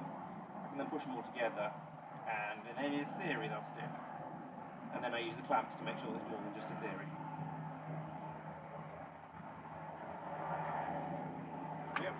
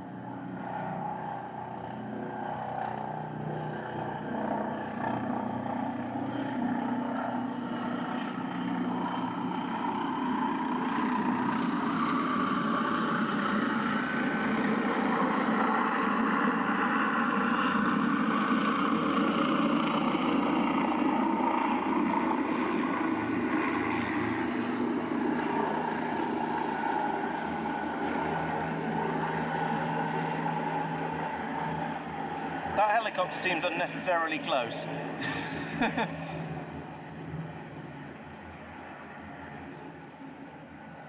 Yeah, I mean that was looking at it through a webcam, and you know how webcams have really wide angle lenses, so you can sit right in front of them at your desk and still have your entire face and probably torso show up. I think it's just coming to land over by the petrol station.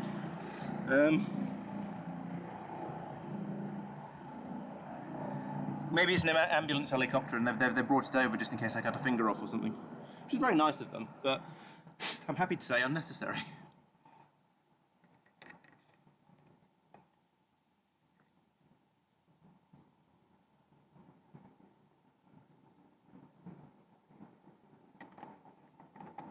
I'm sort of tempted to go and find out what it is. But yes, as you say, now we wait half an hour and I think about what the next thing to do is. So, we've got those pieces and those are going to make the bulk of the boards. The next thing I suppose is to use these ones and cut them into the strips that are going to go down the sides of it, because I can do that at the moment because it's obviously it's completely separate pieces of wood. So I can come back over here, the exciting toy. The one that scares everybody whenever I start to use it, and somewhat understandably, I have to admit. The question is, do I want to use the miter saw? Will the miter saw get it all?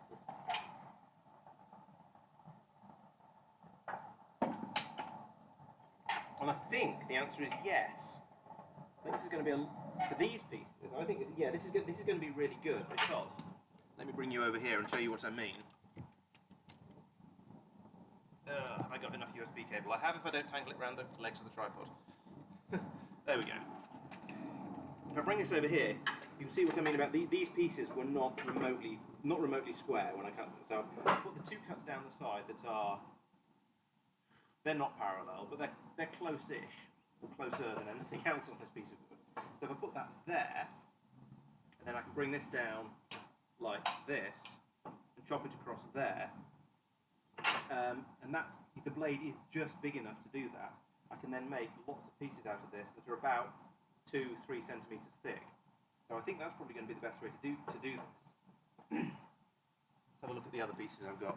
Are they similar? Yeah, these must all be about the same sort of width because they were limited by the by how far out I could put the what's the name on the how far out I could put the fence on the table saw. Now, okay, the one I just measured was the smallest of the three because I made a bit of a mistake when I put that together. But I don't think this is that much bigger. Yeah, that blade is going to easily get the whole thing. So yes, let's use the miter saw. And this gets around the problem I was talking about earlier about not having a crosscut sled. And therefore, this is going to allow me to get repeatable cuts and actually, more importantly, accurately 90 degrees against the back piece, the back surface. I can get a 90-degree cut out of this coming across here. So I think this is going to do me really quite well. I just need to put something on there so I can make it repeatable and make lots and lots of pieces of basically as close to the same size as I can. Now what I was doing before was I was using a clamp, well not this one, but sort of basically like this, just to set up a sort of a mark on here like that. Say if you put the piece of wood up against the clamp there, then you're always going to get the same size cut out of it. Now this clamp is actually slightly too small to do that. And more to the point, the body of the drill, the saw is going to hit it as it comes down here. So I can't do that, but maybe if I get one of the slightly bigger ones, again, which is what I used last time. Yes, I have many different sizes of clamps. These are the small ones, then there's the medium ones, and then you saw the big ones over there when I was using it before. So if it comes through from the other side, I can put a clamp on here like this, probably about here, and go, yes, that. And then whenever I run the saw through, I'll produce another piece of exactly the same width. At least that's the theory.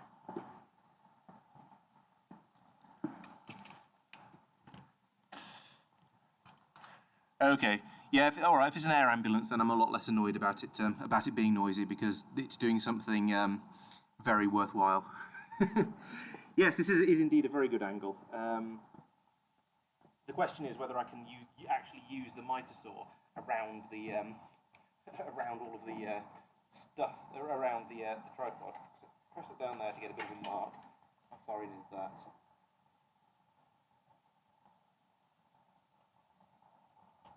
A lot further than I intended to go for, but that's not surprising given that I just clamped it fairly arbitrarily.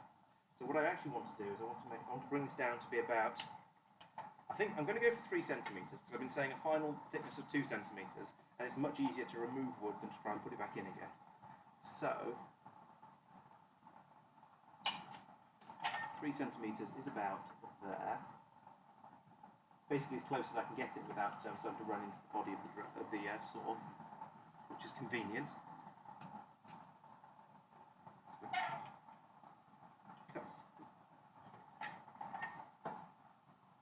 Cut there. Then I'm going to end up with about, yeah, that's pretty damn close to 3 centimetres. All right, let's go with that. I am going to move you off to the side because this is just far too much in the way. How's that? That looks like a pretty good angle as well. So we'll go with that one. And I shall find a hokey thing to hold wood with because I would like to use my fingers. But as we discovered earlier, the wood doesn't really shift very much when you're using the miter saw. Now the first thing I'm going to do is just clean up this front edge of it. So ideally I want to come along as close to the edge as I can and just tidy it up to make it perpendicular to the other one. So it's going to come down there, make it a little bit smaller than that.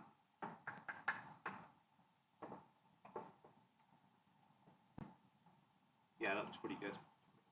So I'll do my first cut here, and that'll take out the that'll take off the sort of the dodgy angle off the edge of the wood, basically. And I shall get my safety specs again.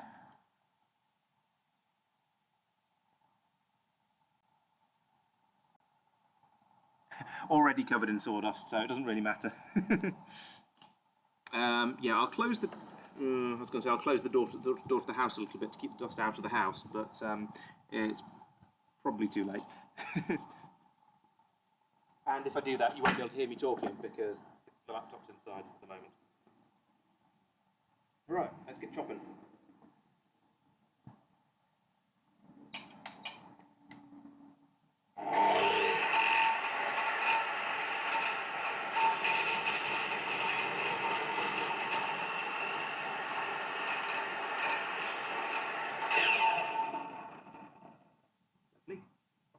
Got a couple of pieces stuck under there, which is annoying because this is the sort of area where I don't like sticking my hands, even though I know it's actually completely safe because the drill's turned off.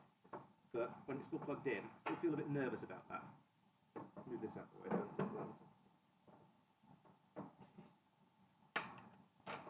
There we go. Broken it, that's out, that's out. And by it I mean the wood, so it's absolutely fine, I haven't broken the saw. Right, so now we have another nice hewn edge across there.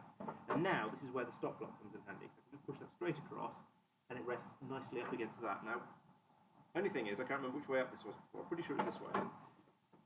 There we go. So I'll do that, and I have to go bop, bop, bop, bop, bop, and take off a nice 3 centimetre section each time until I run out of wood. So let's do that.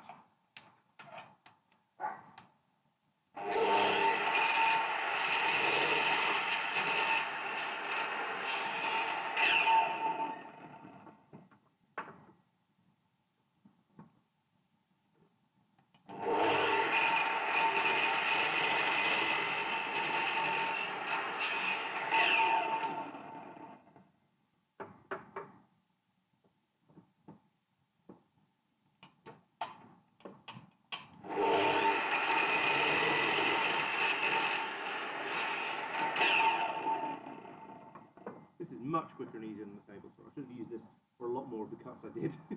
Oh well, hindsight's 2020 and all that.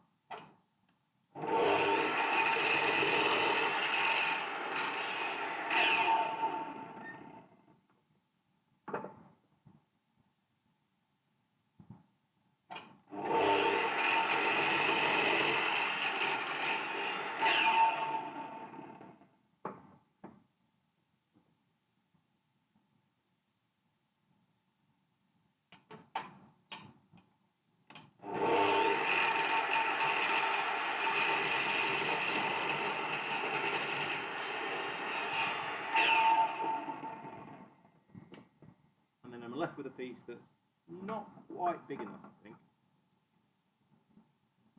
It's very, very close, but it's like, yeah, it's like a millimetre out there, so I'll just put that on the discard pile. Now, what I actually do need to do with all of these is come along and make at least one of these edges perfectly straight so that I can put it up against the other piece of chopping board once they're ready. This is going to be tricky, I think. Maybe not too bad. The question is whether I can hold that in there accurately. I think that wants to be... These are all going to be basically the same cross-section shape, aren't they? Because they've all come from the same piece of wood. So yeah, I should be able to cut them all to the same point. Let's go along the other side of them. Because this edge is already fairly straight. So, I don't know. I'm not sure what I'm trying to say. But I think that cutting that like that is going to probably be better in the long run. And involve less sort of tidying up later. It's one of those, if you can fix it in camera, don't fix it in post sort of things, because it's a lot easier. Problem is, this is right up against the edge of what you can do with the mitre saw. So it's going to be quite difficult to hold. I do that. Yes, but I'm not going to actually get the whole thing. I think this might be a table saw job actually, because these pieces are so small. There's sap coming out of the middle. There's a bit of soft sap in the middle of the wood here, which is coming out and getting all sticky. Yeah, let's tidy that up on the table saw. But in the meantime, let's put this back and put this back to where it was a moment ago, and cut all the rest of the pieces as well.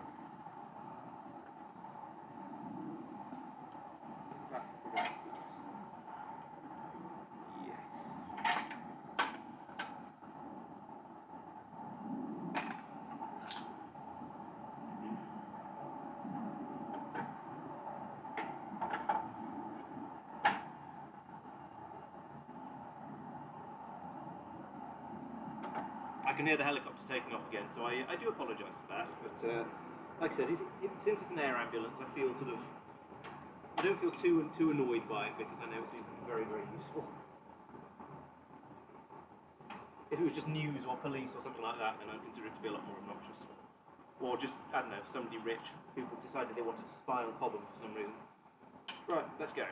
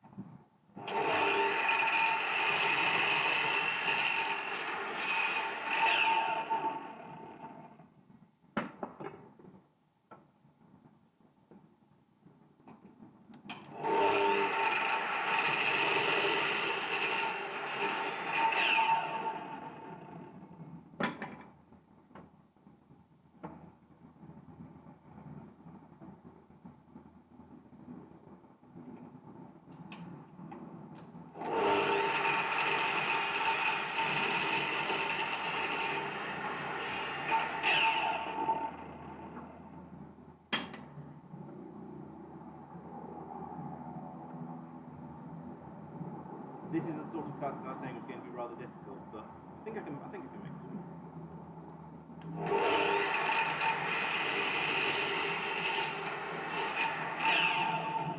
Not 100% sure. That did feel like it was being pulled over slightly as it cut it. So yeah, those aren't quite parallel, but that's okay, because this is thicker than it's going to need to be in the end anyway. So I'm going to be shaving a bit off the bottom of this before it turns into for the final chopping board anyway. So I don't think it matters.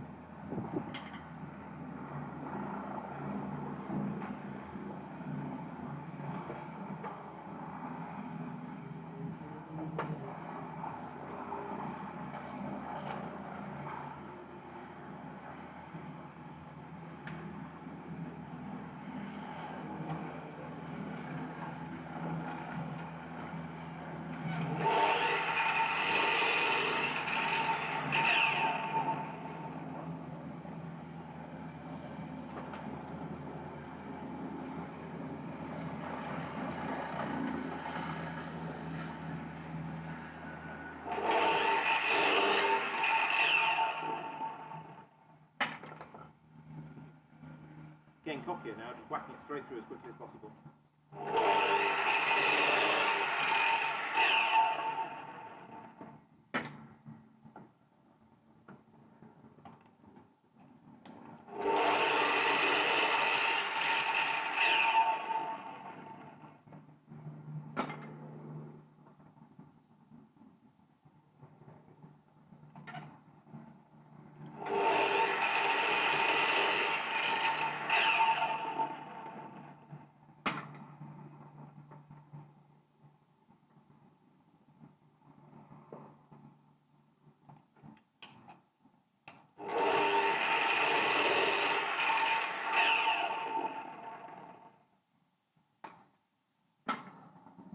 The nice thing about this project is that for quite a lot of the cuts, the accuracy doesn't matter all that much. It's later on when you get to the final few and you're doing the flattening with the router at the end. That's when it's going to matter a bit more. Because I'm slightly more experienced with the router, so that's probably a good thing. It means when I get onto the difficult parts, I know I have a better idea of what I'm doing.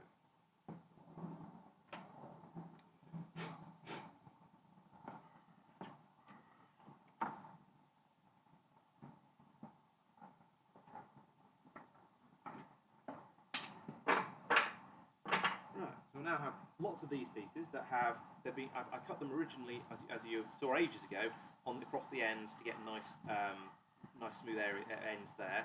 Then I've cut across here, that should be a nice 90 degree because of the mitre saw being set up properly, hopefully. But then there's two unimproved surfaces on there as well. Now one of those is going to have to be glued onto the side of the chopping board. So I'm going to need to make at least one. I need to make one of the sides of these nice and, well, just generally nice as well. So I think that I think is going to be a job for the table saw, despite what Gort was saying earlier about, because I don't think I'm going to be able to hold these. Well, maybe I can actually. Where's my bonus push the thing? Sure, over here. The question is, can I hold that there accurately enough to plunge the? Yeah, I think I probably can actually. All right, let's carry on with the mitre saw then, because I think it's definitely safer, and it's probably the right tool for the job at this point. Just getting everything nicely lined up like this. Try to do. That's going to miss. Yeah.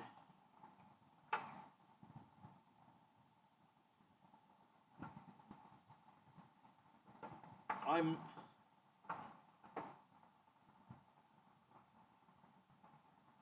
honestly not sure what the best way to do this is. I think maybe if I hold it like that.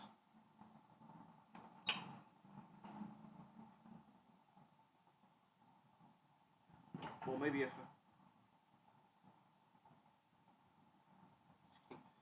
further and further in like this. There we go. Yeah, alright, let's give this a try. There's plenty of this wood anyway, so it's not the end of the world if I mess this up.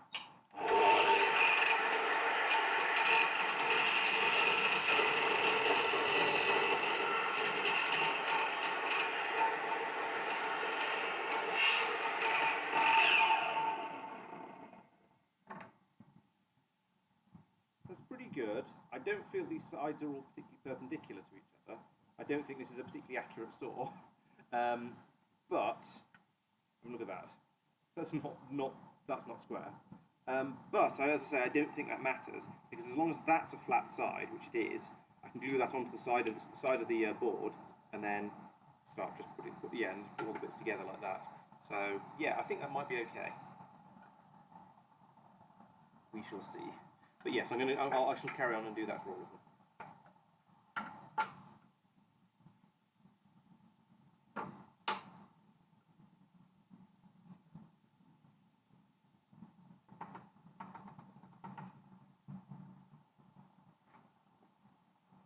Can't use the stop block in quite the same way for these, because they're all slightly different shapes and sizes, I think. They probably shouldn't be. There should probably be about 2 different shapes and sizes between them. But still.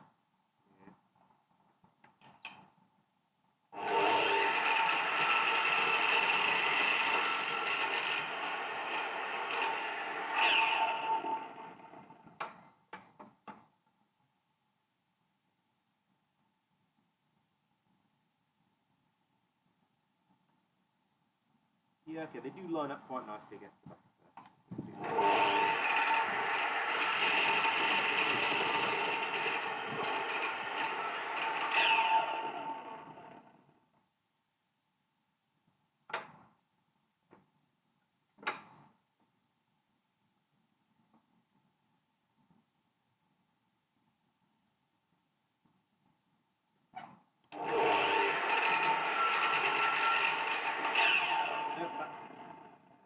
That's the thing I was trying to avoid, where I didn't miss completely. There we go. Should be a bit further in.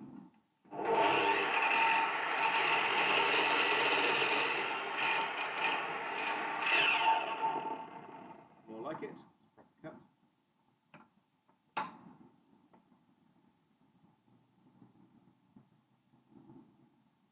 Let's move you around the other side, give you a different viewpoint.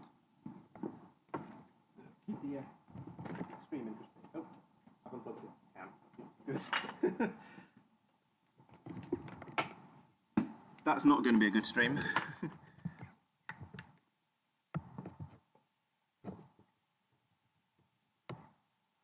we go. Does that kick back in again? I can't tell if that's live or not. I think it is. No, it's not. Damn it.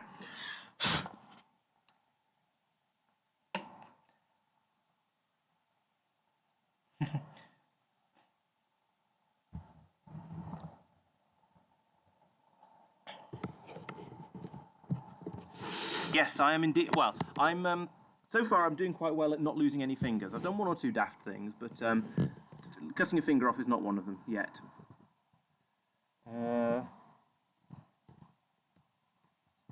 Yeah, that camera's definitely stopped. Let's just re-add it again and see if that helps. Because it worked last time.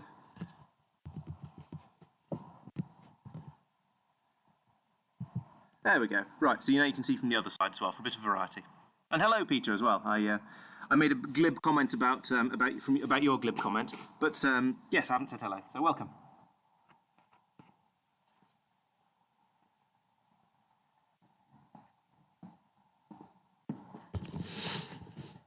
Turn the laptop a little bit. There we go.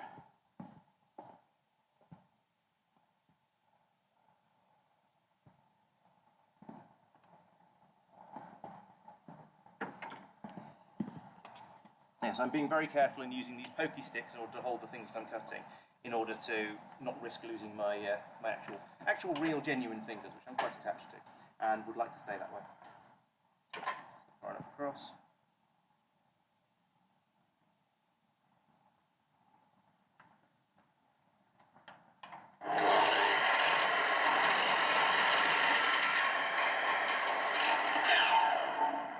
Very close, but still not quite far enough. You can see down there, there's still a bit of the original wood that didn't get pruned. Across the phone further. Keep it flat against the back of the thing.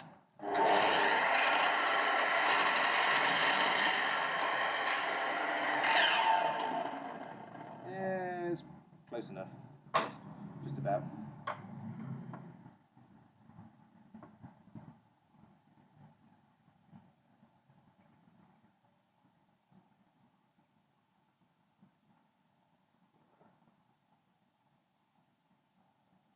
This one's a bit thin. I don't know whether I'm going to use these.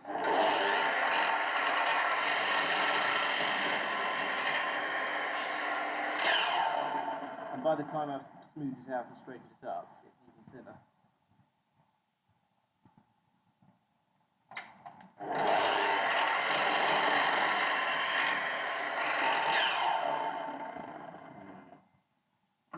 Might be going to not use those two because they're a bit crap. This one's a bit chunkier though. I think I should be able to get a good piece out of this.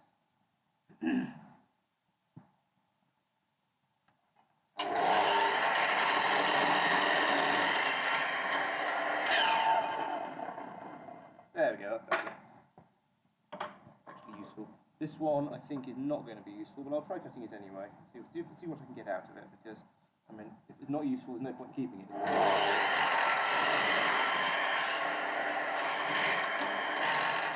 It's slightly too long, so I can't take the end off. But that I can clean up by hand without too much difficulty.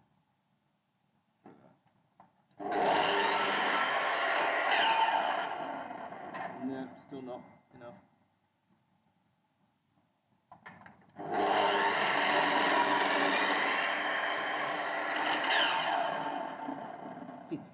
Yeah, so as you can see, the saw blade's not quite long enough for this piece, but I can pull that off and then break that off by hand easily enough, so that's good enough, I guess.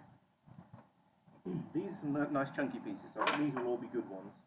Yeah, but this is a really good one. I can straighten the edge of this up, and there's still going to be loads of wood left over afterwards. This stuff here is starting to get in the way. I'm going to move this.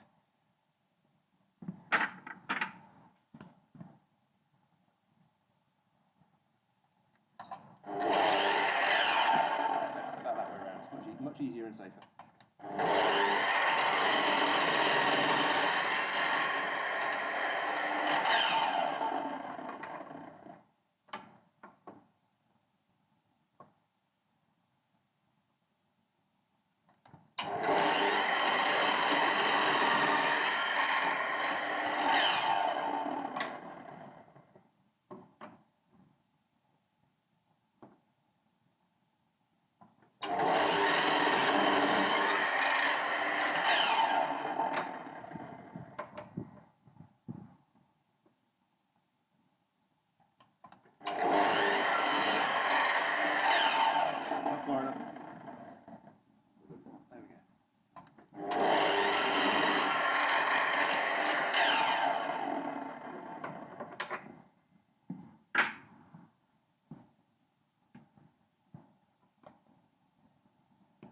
Nearly there, right. I reckon that piece is, maybe that'll be enough. Let's give it a try.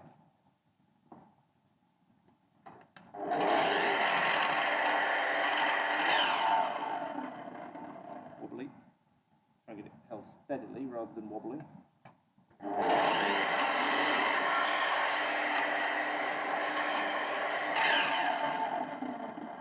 need a lot more than that.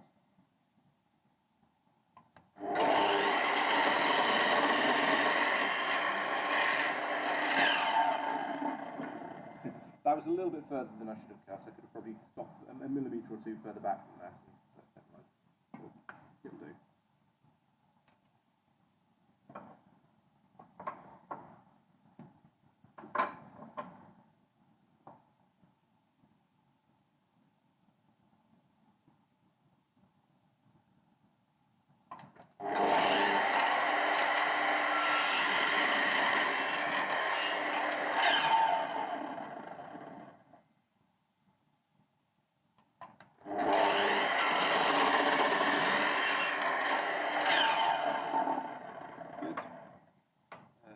Done. Not done.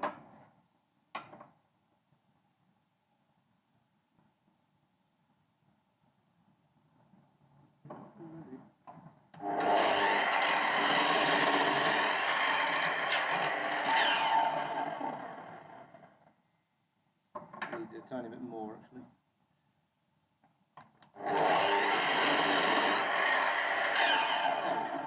Nicely.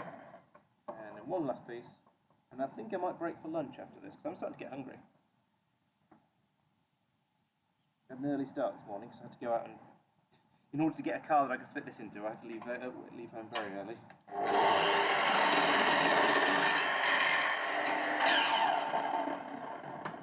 Right, there we go. That's a decent number of these pieces now, I think. Back around this way so that I don't knock the camera out again. Or alternatively, just catch it with my leg and unplug it anyway. Should tape these USB extensions together or something so I don't do that. Actually, I should have a slightly more professional, maybe.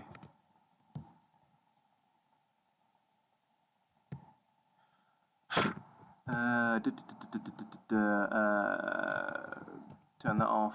Grab another one. Each time I unplug it, I have to then re-add the webcam as an input to OBS. But then each time I do that, it does work. So yeah, it's kind of working. Yeah, 25% of the safety gear is pretty good, I think.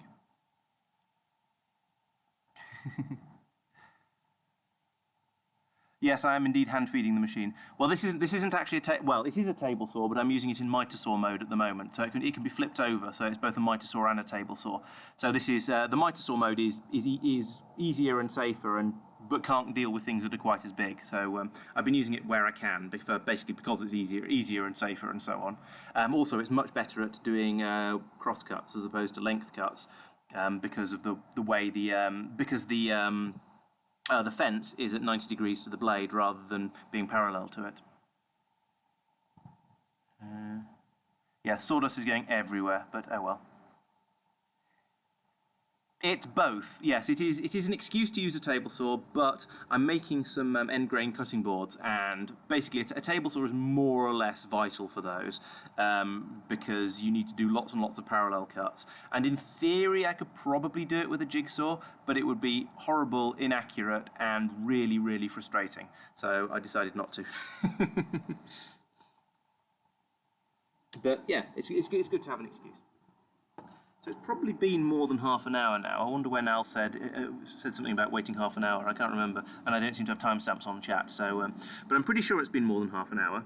That said, I also note that it's 1:30, and therefore, which explains why I'm starting to feel hungry. So, having chopped all this stuff up, I think this might be quite a good time to sort of to end the stream for now, and then I'll be back again in an hour or so once I've had lunch and sat down a bit and rehydrated, and all those sort of biological necessities I have. But for now, let's have a quick look at what we've got in the sort of way I have a sort of a wrap up in the way I always do at the end of the stream, because I think that's always a good idea. So down there, over there, you can see those are the bits I was making earlier. Those are stripped, lots and lots of sections of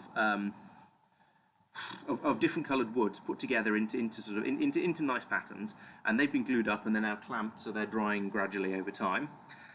Once they're dry enough, which is probably going to be a couple of hours, I reckon. Maybe I should leave them a little bit longer than that. I don't know. But once they're suitably dry, I can then start cutting them into strips, much as I was doing with the other pieces you were just watching me work with, and then I can start trying to assemble them into a sort of into the actual cutting boards that I'm trying to make from these. And then, as thanks to Tristan's suggestion, which is a very good one, I can then put these pieces round the outside of them to give them an extra bit, to give them a border that looks sort of reasonably consistent. Then once I've done all of that, it's going to be a case of then gluing them together, gluing the strips together into sheets, and that's going to necessitate another sort of leave it to set and dry and all that sort of thing. And once that's done, I can then try and find some way to flatten them. Now, ideally, I'd use a planer for this, but I don't have a planer, so I'm going to have to use my router. And then once I've routed them flat, I can then start trying to and then once they're flat like that, I can then start sanding them and bring them up to being a nice and smooth and properly flattened and kind of polished-y. And then once that's done, I can oil them. So that's the plan. Final clamp 33 minutes ago. Okay, thank you. That's good to know. Yeah, so I think so 33 minutes, about 1 o'clock. So if I start unclamping them at about 3, that's probably going to be reasonable. I think you still need a certain amount of skill to use power tools, but yes, I do reckon it probably takes less skill to use a jigsaw well than it takes to use a hacksaw well. Oh yeah, I'm definitely a novice at at carpentry, very much so.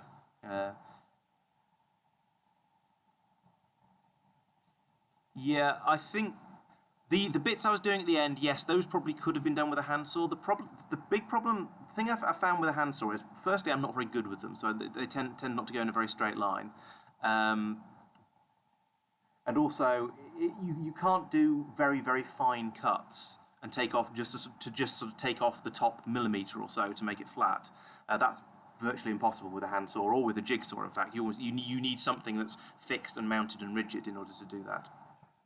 At least in my experience. So yes, that's my plan. Once it's set, I'll come back again in an hour or two. Carry on with that. I think the weather should be pretty good if we have another look. I'll turn on the helicopter cam again. Yeah, it looks pretty much blue sky. Leading the camera back. No, it won't lean this stuff anyway. Yeah, looks like a nice blue sky today, which is why I'm doing this weekend. My original plan was to be working on this last weekend, but then the forecast said it was going to rain the whole time, so I decided not to. Right, so that I think is probably going to be the end of this part of the stream. Thank you for watching. I'll be back in a little while, ready to carry on with the next step.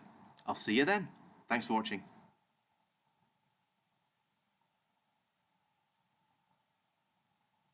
Oh, true. Yes, I suppose yes. If you're using hand tools, then a file or more likely actually a plane would probably be the right tool to use there. But whenever I try and use a plane, it always goes horribly wrong, and I think it might be because my planes aren't very sharp. But it never seems to go well. So and also power tools are much more fun.